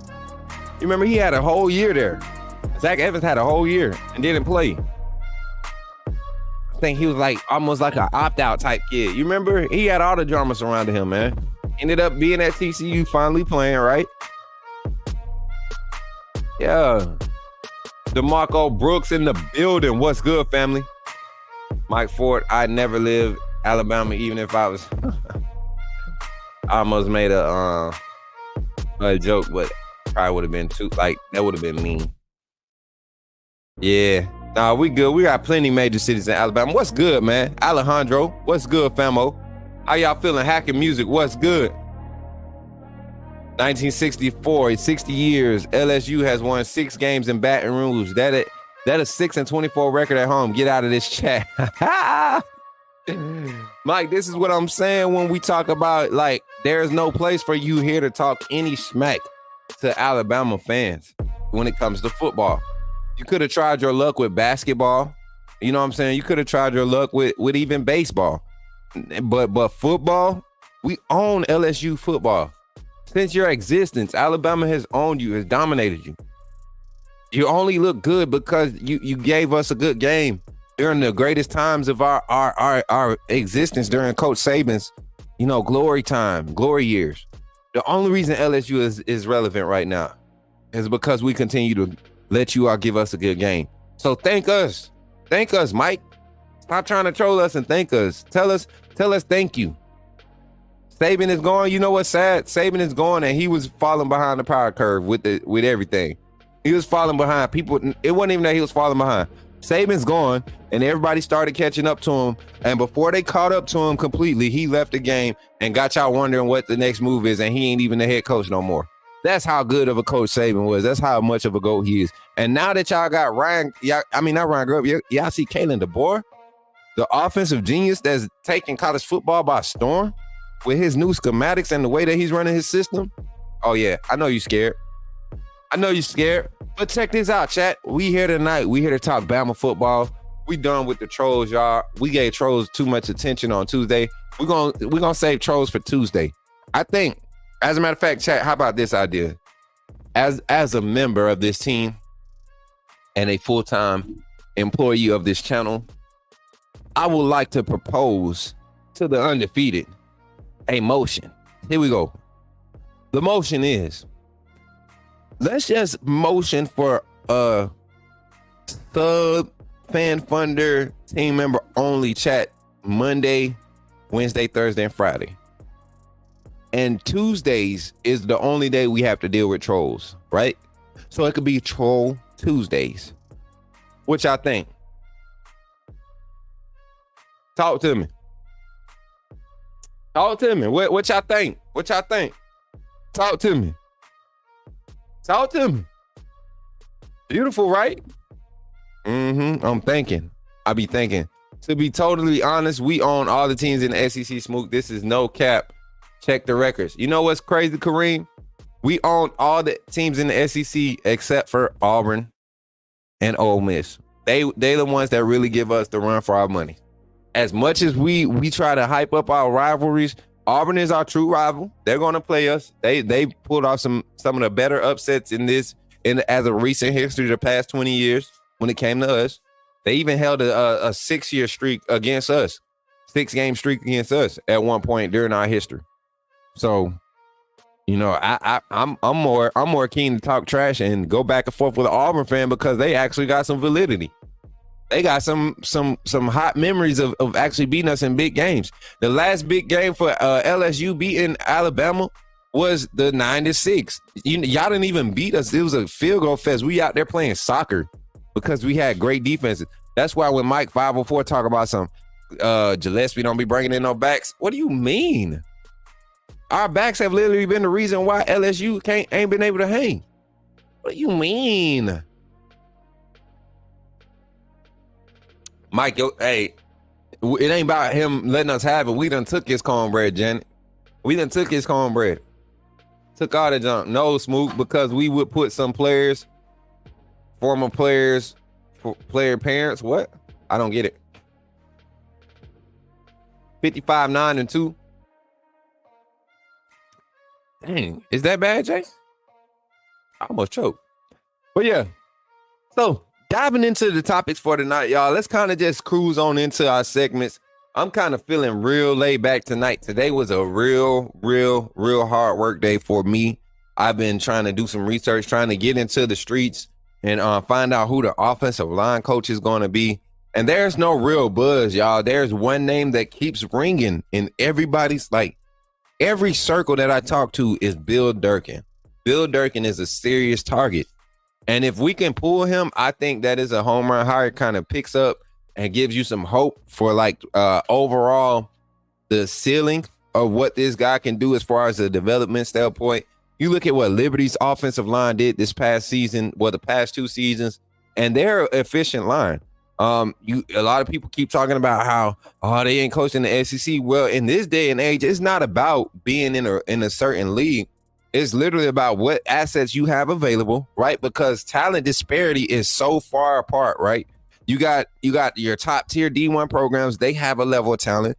And then you have the mediocre teams, and they just have their cap. There's always a cap for every mediocre team. And I'm talking about like for your Kentuckys, your Vanderbilts, Vanderbilt ain't mediocre, but your Kentuckys, your Mississippi States, your Arkansas, Tennessee always hits a ceiling.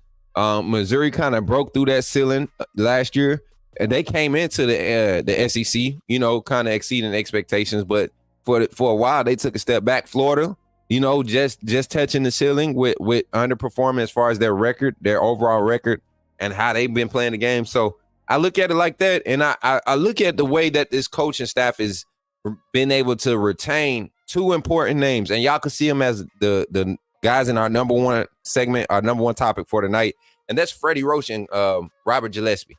So you all remember, let's rewind just a quick second. Let's go back and we talk about when Coach Saban retired.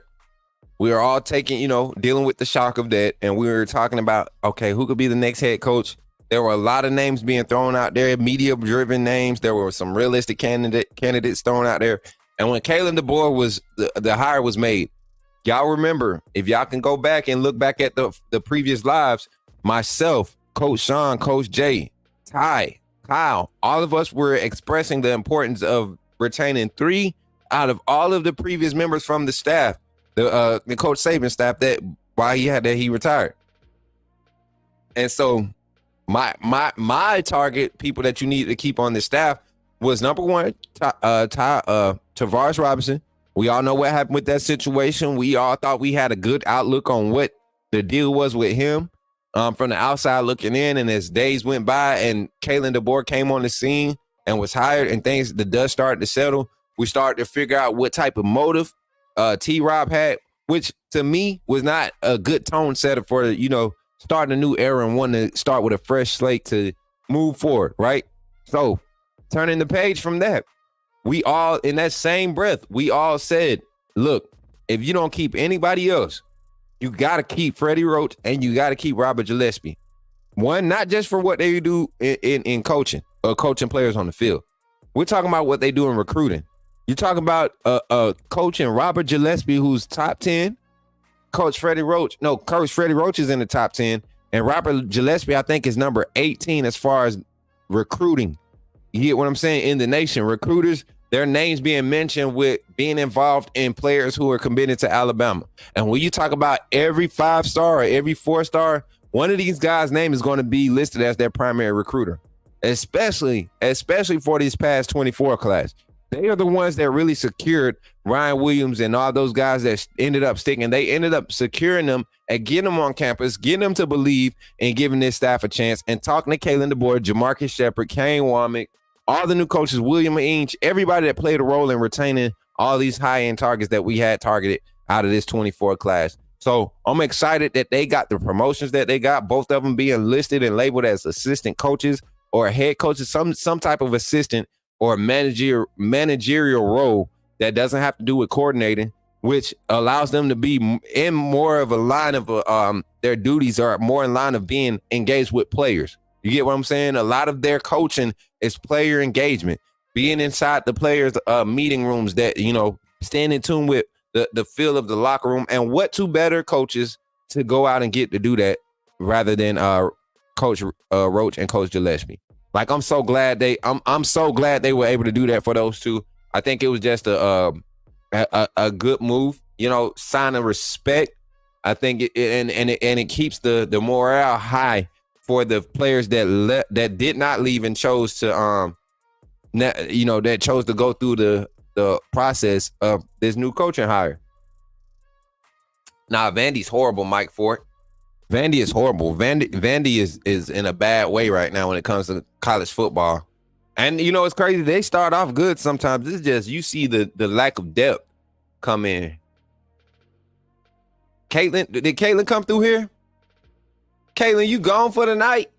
She turned in. You know what? It's crazy because yesterday we came on early for the closeout segment, and I was happy with that. I think we're going to talk to Kyle about doing the closeout segment a little bit earlier. I think y'all like that one. It had a little bit more energy, too. Click that like button, fam. Trolls, too. Thank you, Colin. We appreciate you. But, yeah, so anyone know Ryan Trevathan? He just updated his profile on Twitter saying he's excited for his future at Alabama. Looks like an offensive assistant. Oh, Sarah, that's news to me. Let me go check it out. I'm about to go to Twitter now. Ryan Trevathan.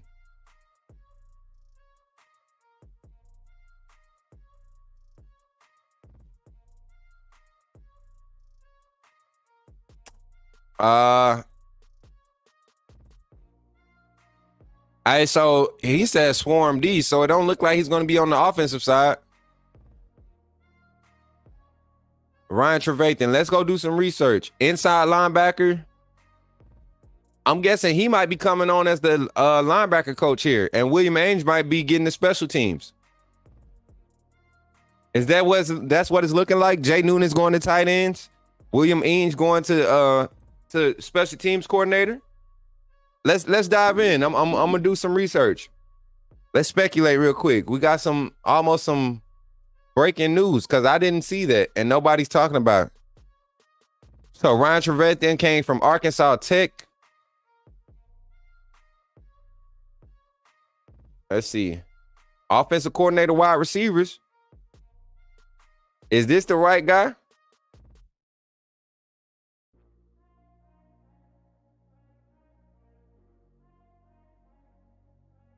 Oh, okay.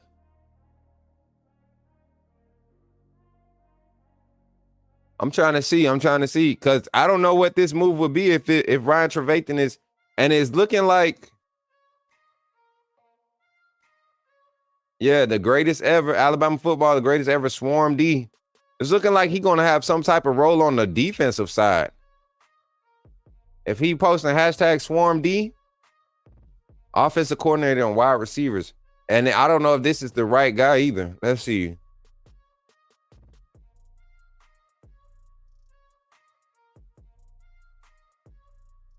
Yeah, he was the offensive coordinator last year.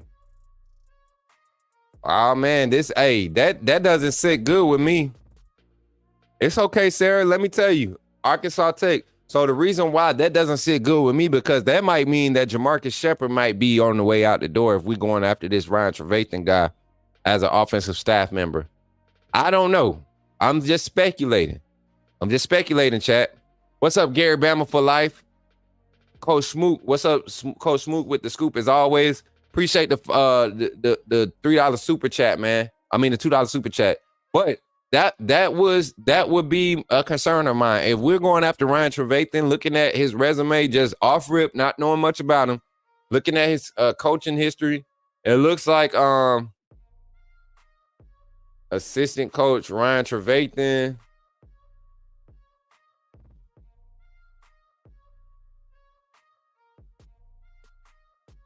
Offensive coordinator, he's only on the offensive side. I haven't seen a defensive assignment for him. Running backs.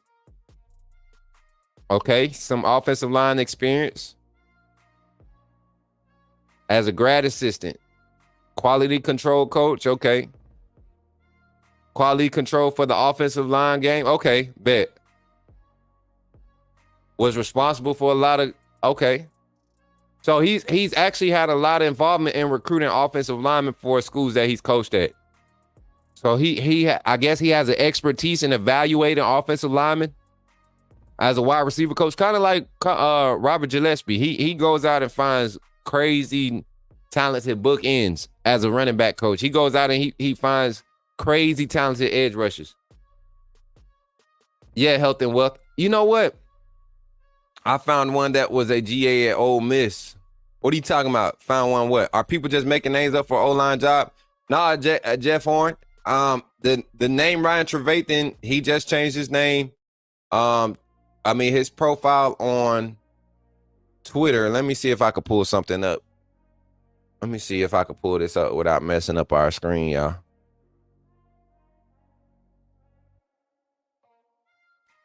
Let me see.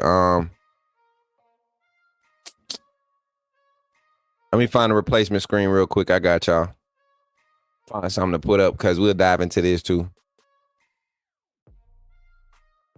Get back on the schedule. All right, let me do this real quick. I'm going to show y'all the tweet. I'm going to show y'all the Twitter profile.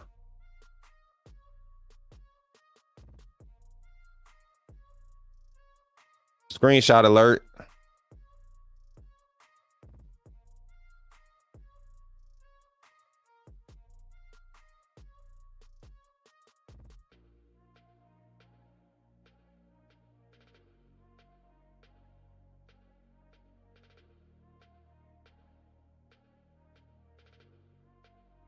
All right, so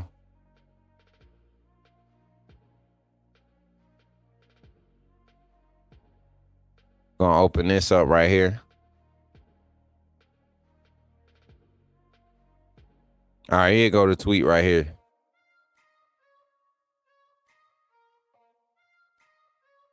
Excited for new opportunities in Tuscaloosa. Roll Tide Swarm D. Nah, this Swarm D, the little Swarm D tag kind of makes me feel like he's going to be on the defensive side.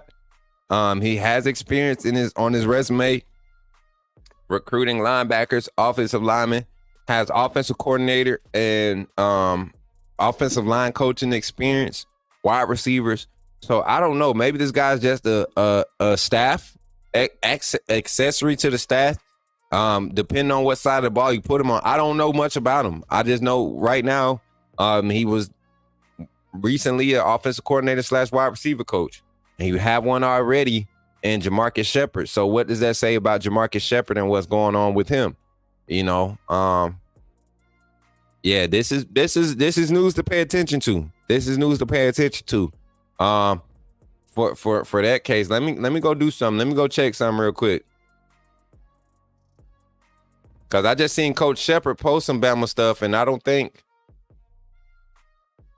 maybe this is a move for the future, right? We know how these guys all of a sudden got these methods of prepping for the future. Okay. Coach Shep ain't changed nothing on his page, so we'll keep an eye on that, y'all.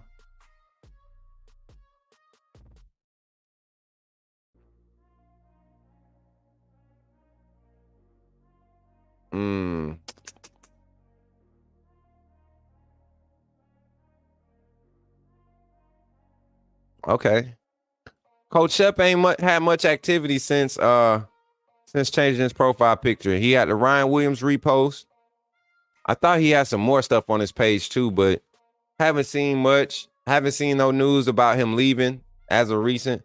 So something just to keep your eyes on, you know, something to stay aware of. Not saying it's anything crazy, but yeah.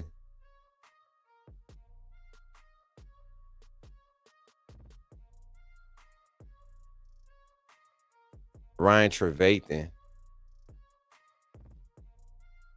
See, I think that's an old LinkedIn too, man. This is the same guy that was that's an old LinkedIn profile there. Whoever just tagged me in that. Y'all be trying to get me caught up. Jared be trying to get me caught up. That's it. That LinkedIn ain't been seen in 4 years, my guy. Shep have to stay. Yeah, Gary. Keep watching. Yeah, I'm gonna be watching that for you. That's what we want. That's what we try to do, y'all. We try to bring the realistic news. You get what I'm saying? Like sometimes everything ain't all peaches and cream, so it is what it is. But I think that's something to pay attention to. No offense, but what qualified Cochran? See, people be trying to get. I be trying to save folks. I be trying to spare folks and just be nice and have these unbiased, open conversations. But folks be trying. But back to it, man. Back to it. Coach G, Coach Roach. I love it. Love it. Now, let's get to this. I want to get to this over here.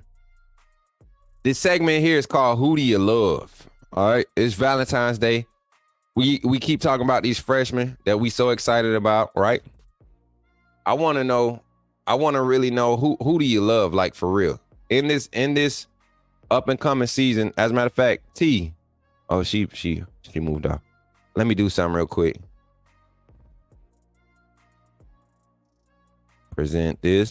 Present arms.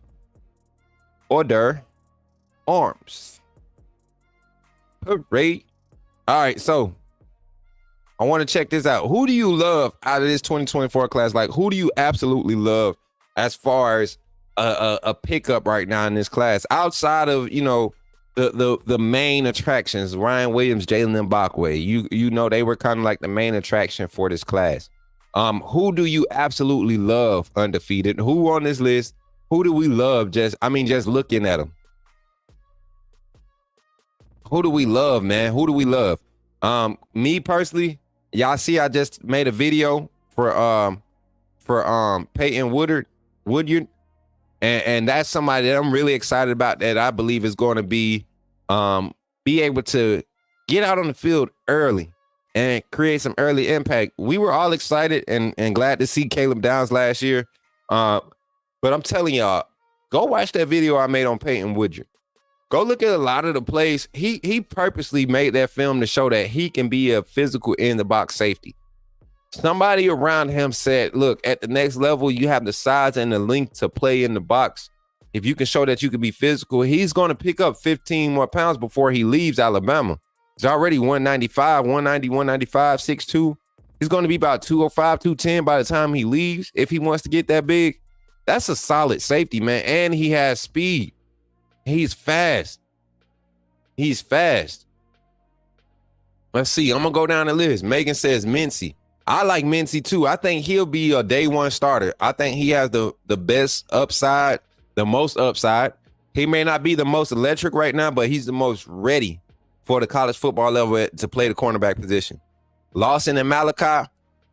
Hey, Sarah, you talking about the old guys. I already know what to expect from them. I know what they expect from them, so I'm not necessarily excited for them. I expect them to continue to do what they've been doing, and that should be great. Daniel Hill, let's go talk about him. This kid right here, 6 foot 235 running back, big old beastly of a young man. You get what I'm saying? 4-star out of Mississippi. We went right over across the border and snatched us one. Didn't expect him to commit to Bama, but when he did, boy, I guarantee you, this offensive staff will continue to give these young guys, 3 or 4 carries a game as opportunities to present themselves to keep them interested in the grand scheme of things, because they have a bright future here. Noah Carter, another name. Y'all know I'm going to give Noah his love because of that interview, man. And 1-2, when you turn on the tape, you almost forget that he's an edge rusher. This is a kid that if they would have said he's going to inside linebacker or a tight end, we would have been just as happy. So I'm excited to see wherever he gets put on the field. Look, I saw Noah Carter 3 times back to back. Who else? Woodard and running backs can't type fast enough. I think we just Hampton, Arian, and it is Arian, not Aaron, it's Arian. Hampton is from Texas. This dude is who they're thinking is going to be like our Waddle for this season. They're thinking he has the opportunity to be like the next Waddle, the real Waddle. You get what I'm saying? The actual speed. This dude has burning speed. I think his hands need a lot of work, but other than that, you can't coach speed and you don't keep speed off the field. He's fast. Caleb Odom. I saw Caleb Odom right here. Yes, I am excited about him. I think Caleb Odom might end up being like 6'5", 6'6" when it's all said and done. And he will be a very intricate part in the pass game. The moment he figures out how to be more effective in the blocking, the run game, we'll see him get on the field even earlier. Hampton played both sides of the ball. Yeah, Cohen got. We talked about that before. And Woodard is nothing like Minkah Fitzpatrick. He's more like Eddie Jackson, the fully developed Eddie Jackson. He plays like Eddie Jackson, solid. He's nowhere near Minkah. He don't even have the Minkah skill set. Cohen got. What he does that isn't even like relate. It doesn't do what Minkah did early. Payne Woodard is not a man free safety. You don't walk him in the box to play man primarily. You know what I'm saying? Payne Woodard can be perfect star because you're giving him primary run support, overhang, quick out, flats, extended second phase, third phase coverage opportunities. That's what Peyton Woodard does great. And I mean, you don't put him on the boundary. Minkah, you can put on the boundary. You can put inside. You can put at safety. Minkah could play everywhere. Peyton Woodard is a true safety. He's made perfect for this. He's made perfect for this 4-2-5. Yeah. See Chris Camp. So the thing is, now this is what I want y'all to pay attention to this trend. Look at the linebackers that we recruited in this class. I want y'all to pay attention to the linebackers that got recruited in this class. All right. You got Jayshon Ross, 6'3", 220. That's the linebacker. Sterling Dixon, I'm thinking they're going to move him inside, 6'1", 205. Caden Jones, 225. Another linebacker, Justin Okoronkwo, 225 from Germany. Noah Carter, 220. And Q Reese, 210. If you look at the size of these incoming linebackers, they're not big guys, right? Not big guys, not the traditional size linebackers, whether they're edge or inside guys that we're used to seeing at Bama. But one thing about all of these guys run 4.5s or faster, right? 4.53, 4.54 or faster. Justin Okoronkwo, I think he's probably one of the fastest in this group, in this class, right? Q Reese is the fastest, if not one of the fastest. And then Noah Carter, he's not as fast, but he's just explosive. His first steps are explosive. And he has athleticism outside of his world. Sterling Dixon, you could play him on the edge, but I think you teach him and coach him up. He's your prototype inside linebacker, right? You look at the range. Look at the style of running backs that this staff is continuing to retain and target. And this 4-2-5, I know Kane Womack wants guys in the middle of the field that can cover and don't mind hitting, that have high IQ. I look at Sterling Dixon. I look at Noah Carter, guys that played in multiple spots on the field. Players that play in a lot of spots on the field are generally smart, not just necessarily more athletic. They play in systems that, but if they're playing on both sides in the advanced system, it's because they have a high IQ. And I think guys like this linebacker group, Caden Jones, same thing, out of Arden, North Carolina. I mean, just smart kids everywhere on the field that are athletically built. I'm ready to see Justin Okoronkwo. Y'all know I can't say that man's name. I'm ready to see that kid. I'm ready to see that kid. Somebody said they hype about Red Morgan. I'm gonna tell you, I know Red Morgan personally. You know what I'm saying? And I've seen him. Red is a kid. Once he gets to Alabama, we're gonna know what Red's motivation is. Probably if we being honest, if we was just to line up athletes on the field at Alabama right now, Nothing about experience or anything. If you just put athletes out there on the field, Red Morgan is probably one of your most dangerous athletes on the field. But the thing is, I want to see him be disciplined on the field. I want to see him be disciplined in the classroom. I want nothing but the best for this young man, and I want him to take to whatever tutelage and whatever mentorship there is available there. Coming from Phoenix City and where Red come from is not an easy spot. Y'all know, not everybody. I'm just speaking on what I know personally. I can't speak on everybody else. But Red, I'm so proud of this young man for making it to where he is at this point. I would love to see this man just put his head down and work hard and thrive under this staff at Alabama. He may not see a lot of the field this year, maybe be a rotational guy next year, but his junior year, I could see Red about 185, 190, solid as a strong safety in this style of defense. If we're still running this style of 4-2-5, he's going to be special, but he's going to have to be very patient and develop. He's going to have to be very patient and develop. He's going to have sparks too. I think Red going to be one of the special team guys for us though. I think he's going to make a lot of special teams play his freshman year, and that's going to put him in rotation and set him up to be that emergency relief guy just in case as a young guy. So I think if this young group of guys can come in and kind of set a tone on special teams and all their spot plays and be known for that, they set this whole team up to be in a successful position, because we've seen late in the season when teams are so locked in against your scheme that you really have to just change up personnel to get a change of speed or get a spark. And if you spot playing a lot of these guys in these important moments early in the season, you set yourself up to successfully do that and it be a smooth transition. So that's what I'm excited about with some of these players. Who do we love? Those are some of the players that I'm loving right now.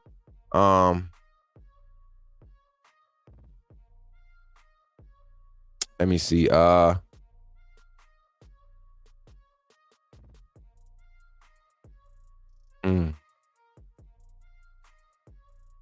get back to our graphic here. What else we got left before we get up out of here? Y'all, it's been a long day, y'all. So, way too early picks, man. Way too early picks. I got some things I want to target. Let's just do one for defense, one for offense, one for special teams. Way too early picks or way too early projections. Where my water at? Way too early picks. Let's do one for defense.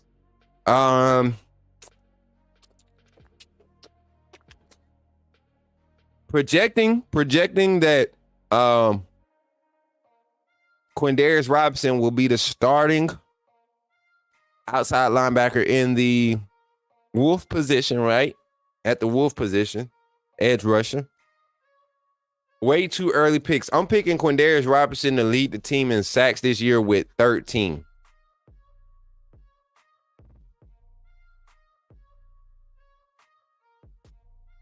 Let's just tie that to reality or reach. Reality or reach. Quindarius Robinson ends this next season, his final year at Alabama, with 13 sacks. Reality or reach? We're just gonna start going across names and giving stats. Y'all give me reality or reach. We're gonna end it like this tonight. Talk to me. Coaches were raving about Odom during Rose Bowl practice. Yeah. But that's the old staff. Jim Dandy. Remember that. Big reach, Corn God, you tripping. Corn God, man, Corn God, I ain't talking to you no more. Reality. Adam, reach.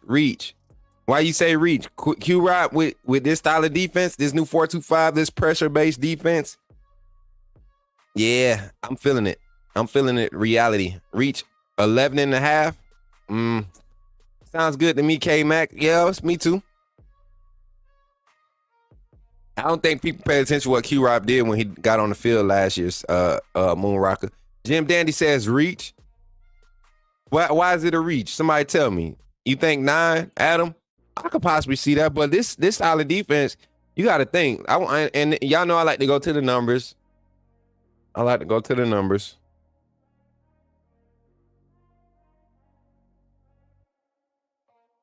numbers.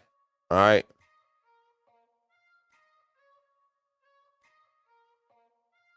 I'm gonna go to the numbers. Y'all, I'm gonna pull the numbers up.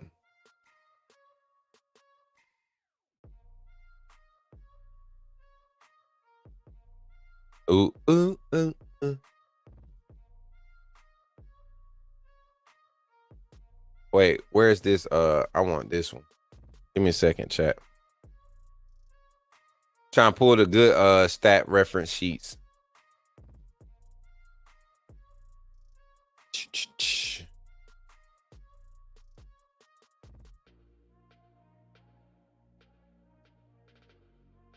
All right, what are game log, defensive game logs? Here they go.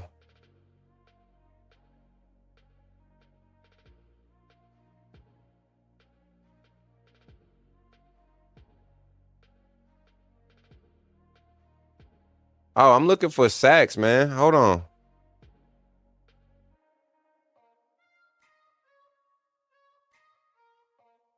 Defense, fumbles. Okay, tackles and sacks. Here we go. Boom. I knew it was on one of these pages. I'm sorry, y'all. Total sacks. Bro, they had an active little roster. I mean, defense last year at South Alabama. I think y'all gonna like these numbers. So you got 2 sacks. You got 1, 2, 3, 4, 5, 6, 7, 8, 9, 10, 11, 12, 13 different guys with sacks last year at South Alabama. 13 different guys. Their sack leader at South Alabama was Quentin Wilfon, right?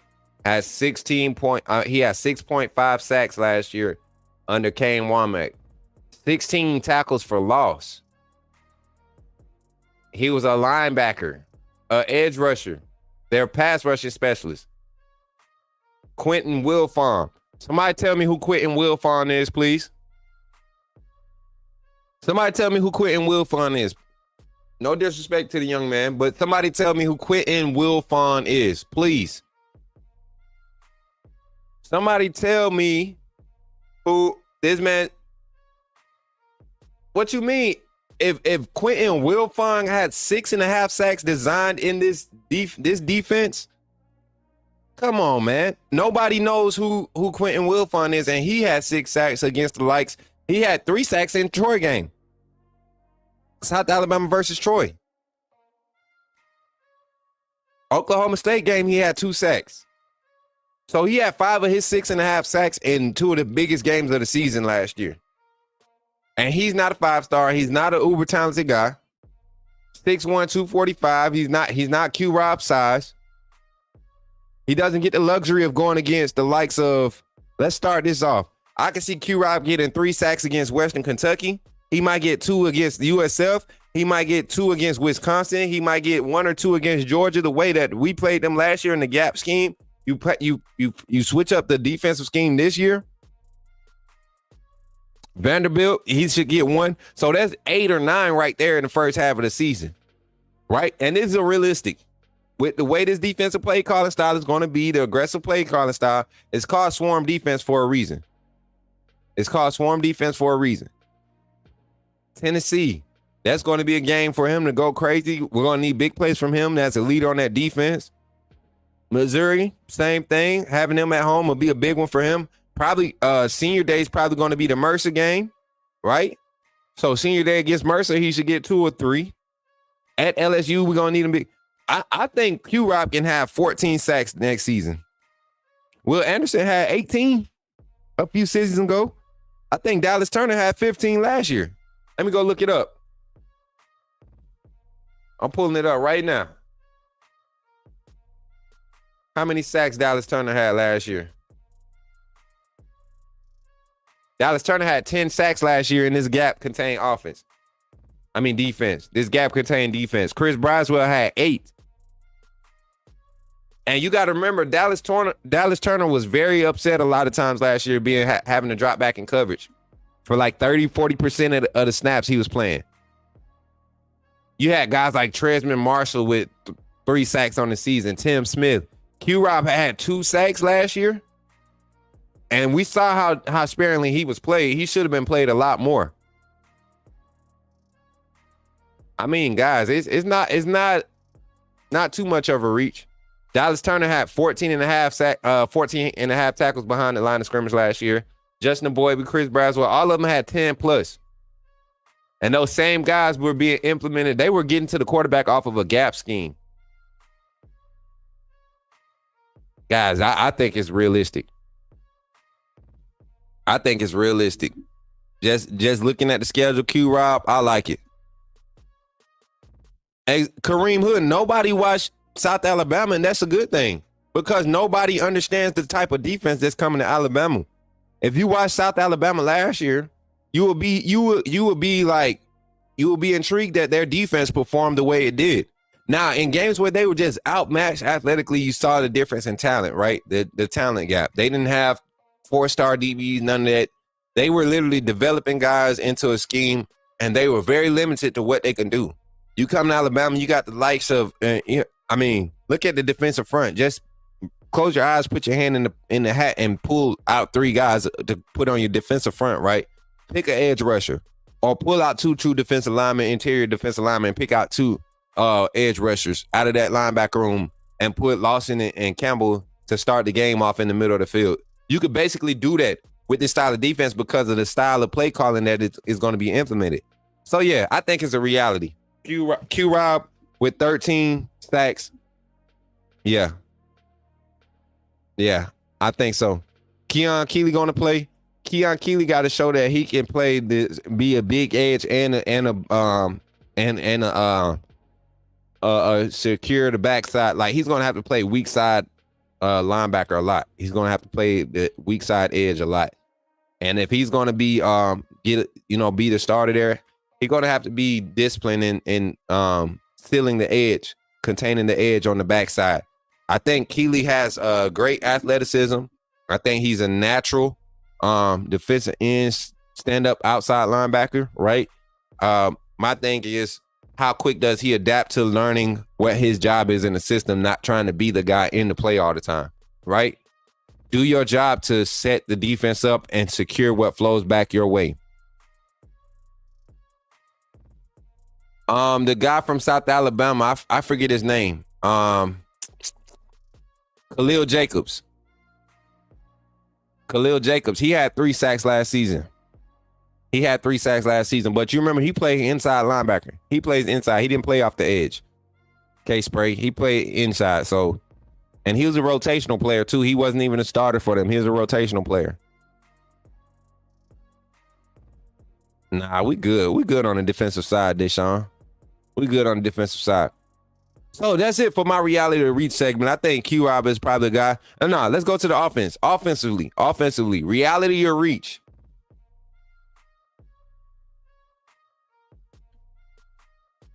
Kobe Prentice. Nah, let's get off of wide receivers. I always go wide receivers. We haven't did anything for the running backs yet, right? That's it for the running backs. Okay. Here's one. Jam Miller won't be the starting running back, right? Reality or reach, but Jam Miller will still have more than 600 rushing yards. As a matter of fact, better one. Jam Miller will accumulate over 1,000 total yards, offensive production yards. That means run and pass yards, receiving yards. Jam Miller will have over 1,000. He will clip the 1,000-yard mark. Reality or reach?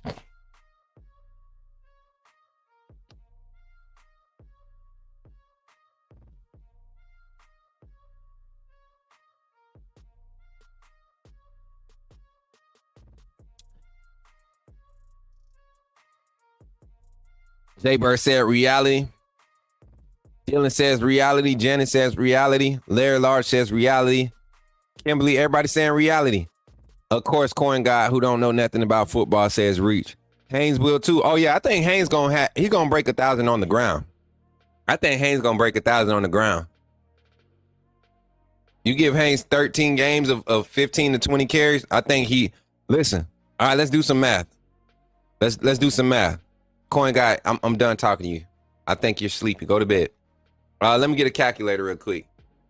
I gotta do some calculating. I'm gonna do some calculating real quick for y'all. Here we go.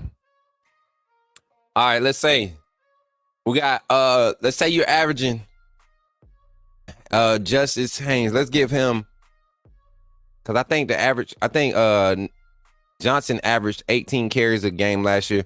So let's do, his highest carry game was like 31 and his lowest carries was like 14.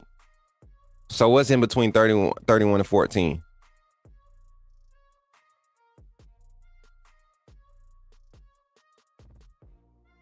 So let's say Justice Haynes, let's say RB1 gets 22 carries a game, right? And he's averaging same average as last year. Let's say 6.4 yards per carry. That's 140 yards a game, average. Times 13 games, that's minimum. Let's say we go to the playoffs and we get in the playoffs and play.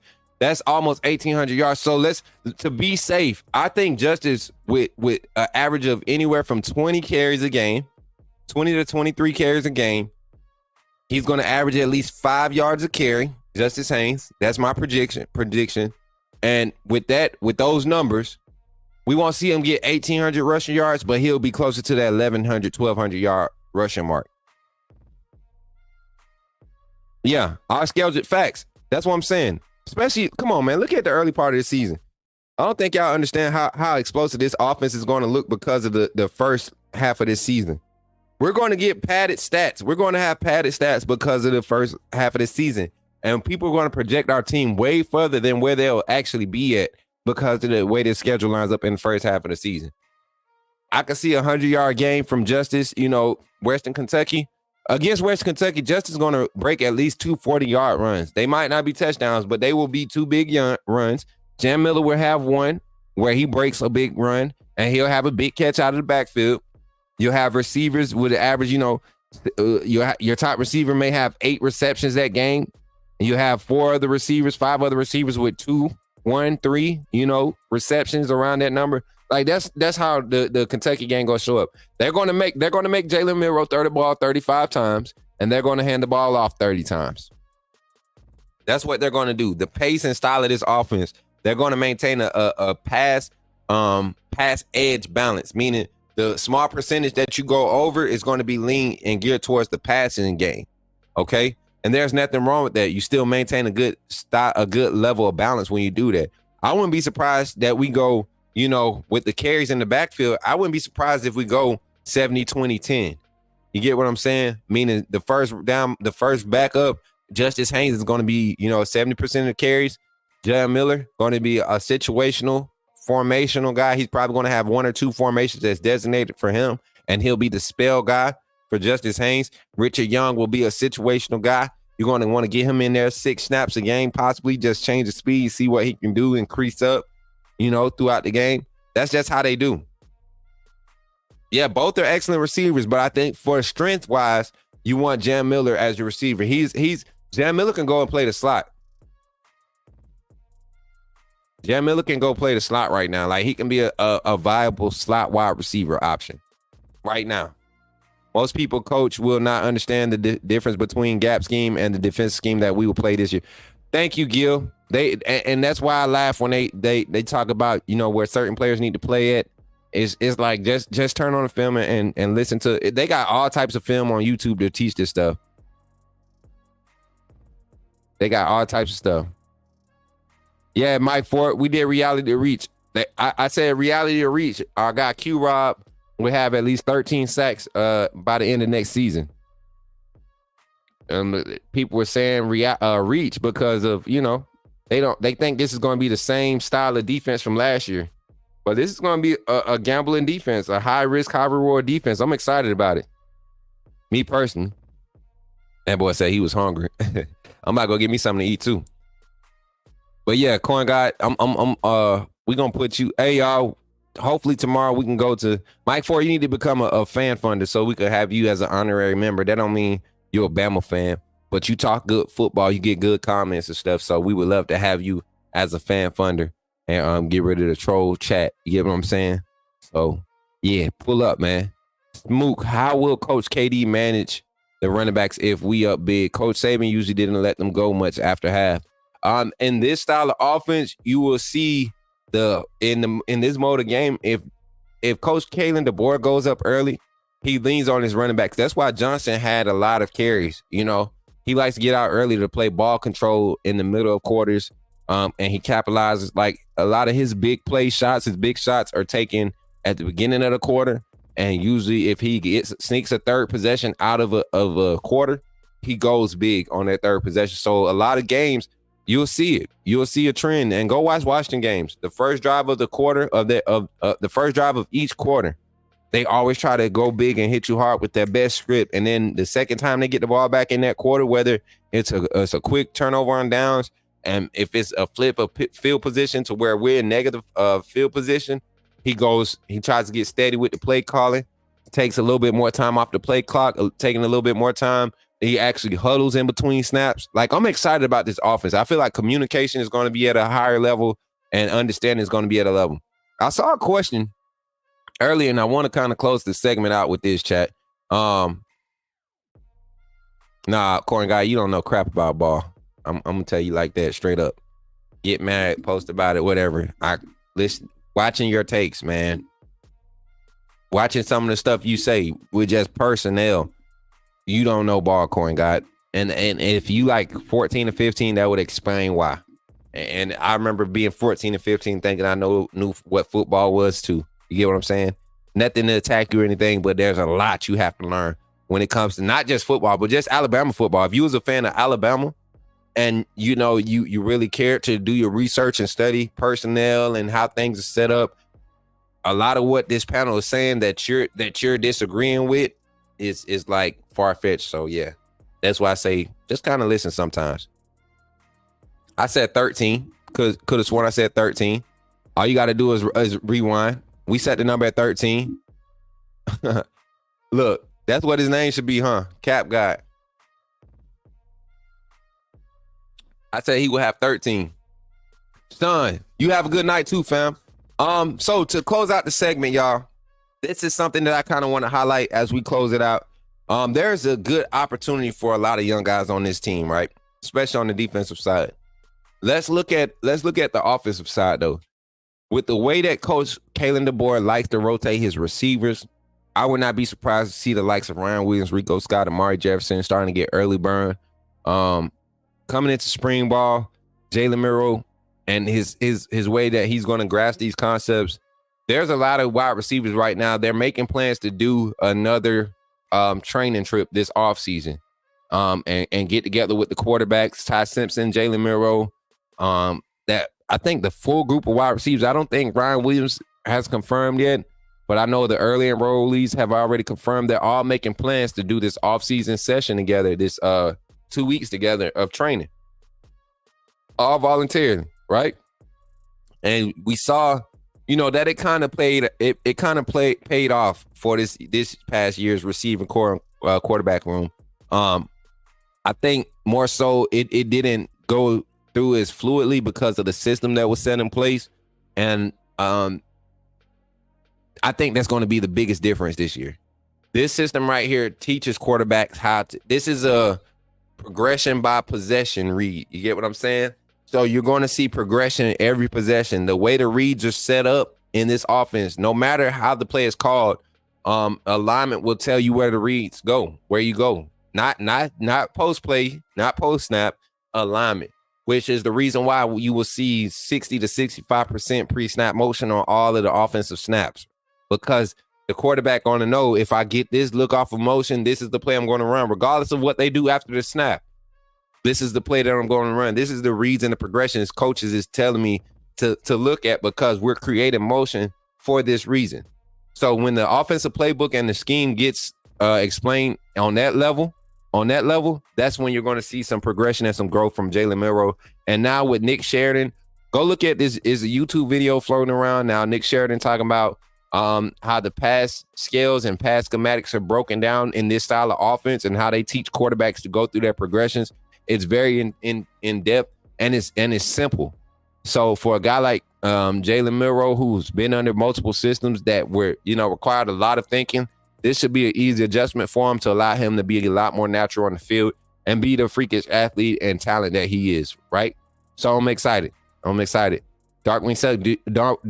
Duck says, Coach Mook, do you think we'll have 2 1,000-yard receivers? I don't think so, but I think we'll have like 2. We'll have one 1,000-yard receiver, right?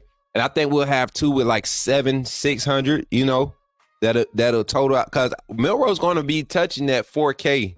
Whoever the quarterback is for this offense is going to be hitting that close to 4K passing yard mark. Milroe almost broke $3K last year with all his struggles. So you think about the 40-something plus sacks he took. If he just let the ball go on 25 of those, he's at 3,500 yards, right?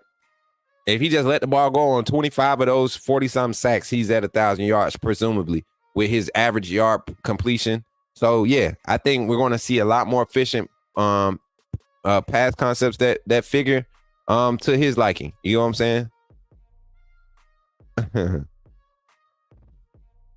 Right. Tell him.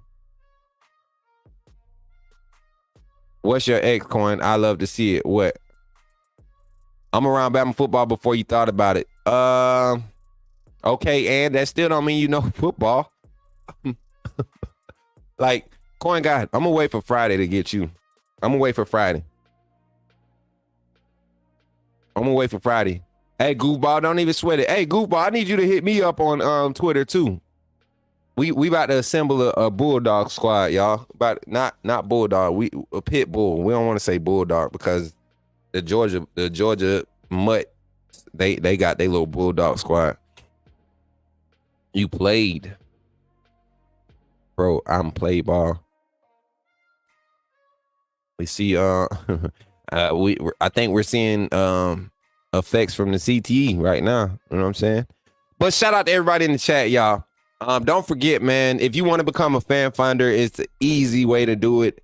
There's a hyperlink at the top of your chat. If you're on the computer, click on that hyperlink, show some love. This is how you get support. You show support.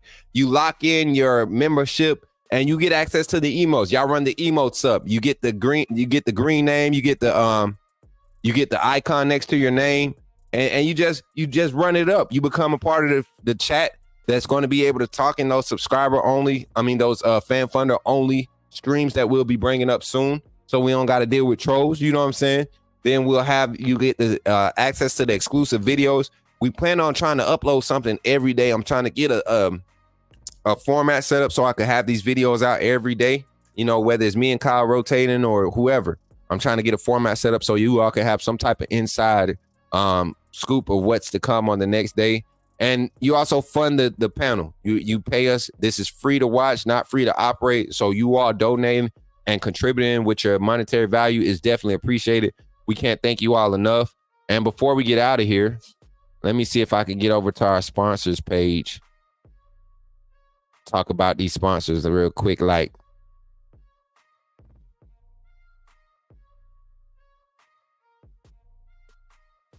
All right, so we got our sponsors, the Residence Inn over in Ocean City, Maryland, y'all. Nice little hotel resort style spot, Nice little spot. You want to get out there in Maryland. You ever in Maryland and you need a good spot to stay, y'all go check out the Residence Inn in Ocean City, Maryland. You can book online at residenceinnoc.com and use the promo code LPR for special Bama football pricing with up to 20% off. Again, that's residenceinnoc.com. And you go there and you check us out, man. Use the promo code, check them out. It's a nice facility. I plan on trying to do at least one stream. It'll be backtracking, but, trying to do some connecting, you know what I'm saying? Some real networking, do some marketing, go do a live stream from the resort and, give y'all a real, not necessarily a review, but just give y'all inside scoop of what the Residence Inn is doing as far as their resort hotel looks and all of that. So y'all be on the lookout for that. Maybe we be able to do something. Yeah, that's a beautiful view, man. That was a beautiful picture. But hey, Coin Guy, make sure you make yourself known at A-Day. Cause I swear, I'm gonna light you up, man. I'm gonna come at you with everything. And I hope you're not in a wheelchair with like a oxygen tank in your nose and stuff, cause you bringing that 15-year-old energy. Like I'm for real. you bringing that 15-year-old energy. I feel like I be talking to, like, when I used to be gaming, when I used to do my gaming streamings a lot more on Kick, you know, I be on Kick now, late night stuff. But when I used to do gaming, I used to always get I'm peace and love too, but when it comes to this Bama football, when you talking crazy about stuff, it rubs me the wrong way. Ugh. It's like an Auburn fan. Like, okay, listen, true story, quick story time with Smook, and then I'm gone. In college, I went to an Auburn LSU game. I was at Faulkner University my freshman year. I went to the Auburn LSU game when LSU came into town to beat Auburn, right? 2008, and oh yeah, I was lit that night. That was my first time like having a college experience, you know. And I'm not a student at Auburn. I'm up there at this game tailgating with my Alabama gear on as a student at Faulkner University. So weird little situation there. And y'all, I met this young lady. Her name was Amber Summerfield or something like that. Very, very pretty young lady. And I remember talking to her the night before. We exchanged numbers and stuff. And I came to myself like the next morning. My parents, they came and picked me up because they had to go take me to get my car back in Montgomery.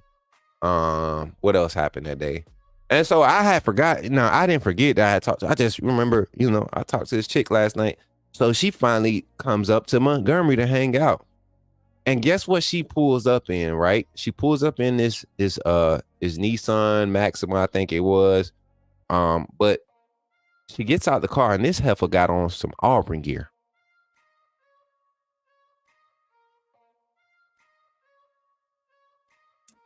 So I immediately broke that situation off. I told, and she drove an hour, 45 minutes, hour, however long it take you to drive. I think it's about 45 minutes from Auburn to Montgomery for some people. For me, it's like 35 minutes. She pulls up, gets out the car in this Auburn hoodie and all this stuff. I immediately cut that thing off. I was like, look, I'm sorry, this ain't gonna work out. She was like, you were so cool last night though. I was like, yeah, I was drunk, you know? So, and I had to tell her straight up, like, I can't do this. I can't even do this to my family. Like, I wouldn't even do you like this, because my family, my mom, dad, brother, sister, Auburn fans don't get no love around us. Our auntie is an Auburn fan. Like, for real. I cut it off, y'all. I cut it off. That's just, yeah. We weren't together, Bama boy. I didn't break up with her. I just wasn't trying to go down that road. I might have missed my blessing. Oh, well. Auburn fans, I ain't taking no chances. That's it for me, y'all. It's been fun. That's the Coach Smook story time, man. Hey, appreciate y'all for hanging out. Don't forget, drop them likes, subscribe if you haven't already. Catch us in the morning. We're going to be live early a.m. Be looking out for Kyle coming in with the call-in show. Y'all be blessed, man. Shouts out to the whole panel. Coach Sean, Coach Ty, Coach Jay, Jake Merrill, and the producer in the back, T. Appreciate you for showing love. And Kyle Henderson, much love, bro. Putting us on, man. We appreciate you. It's your boy, Coach Smook, and I'm out of here, man. Roll Tide.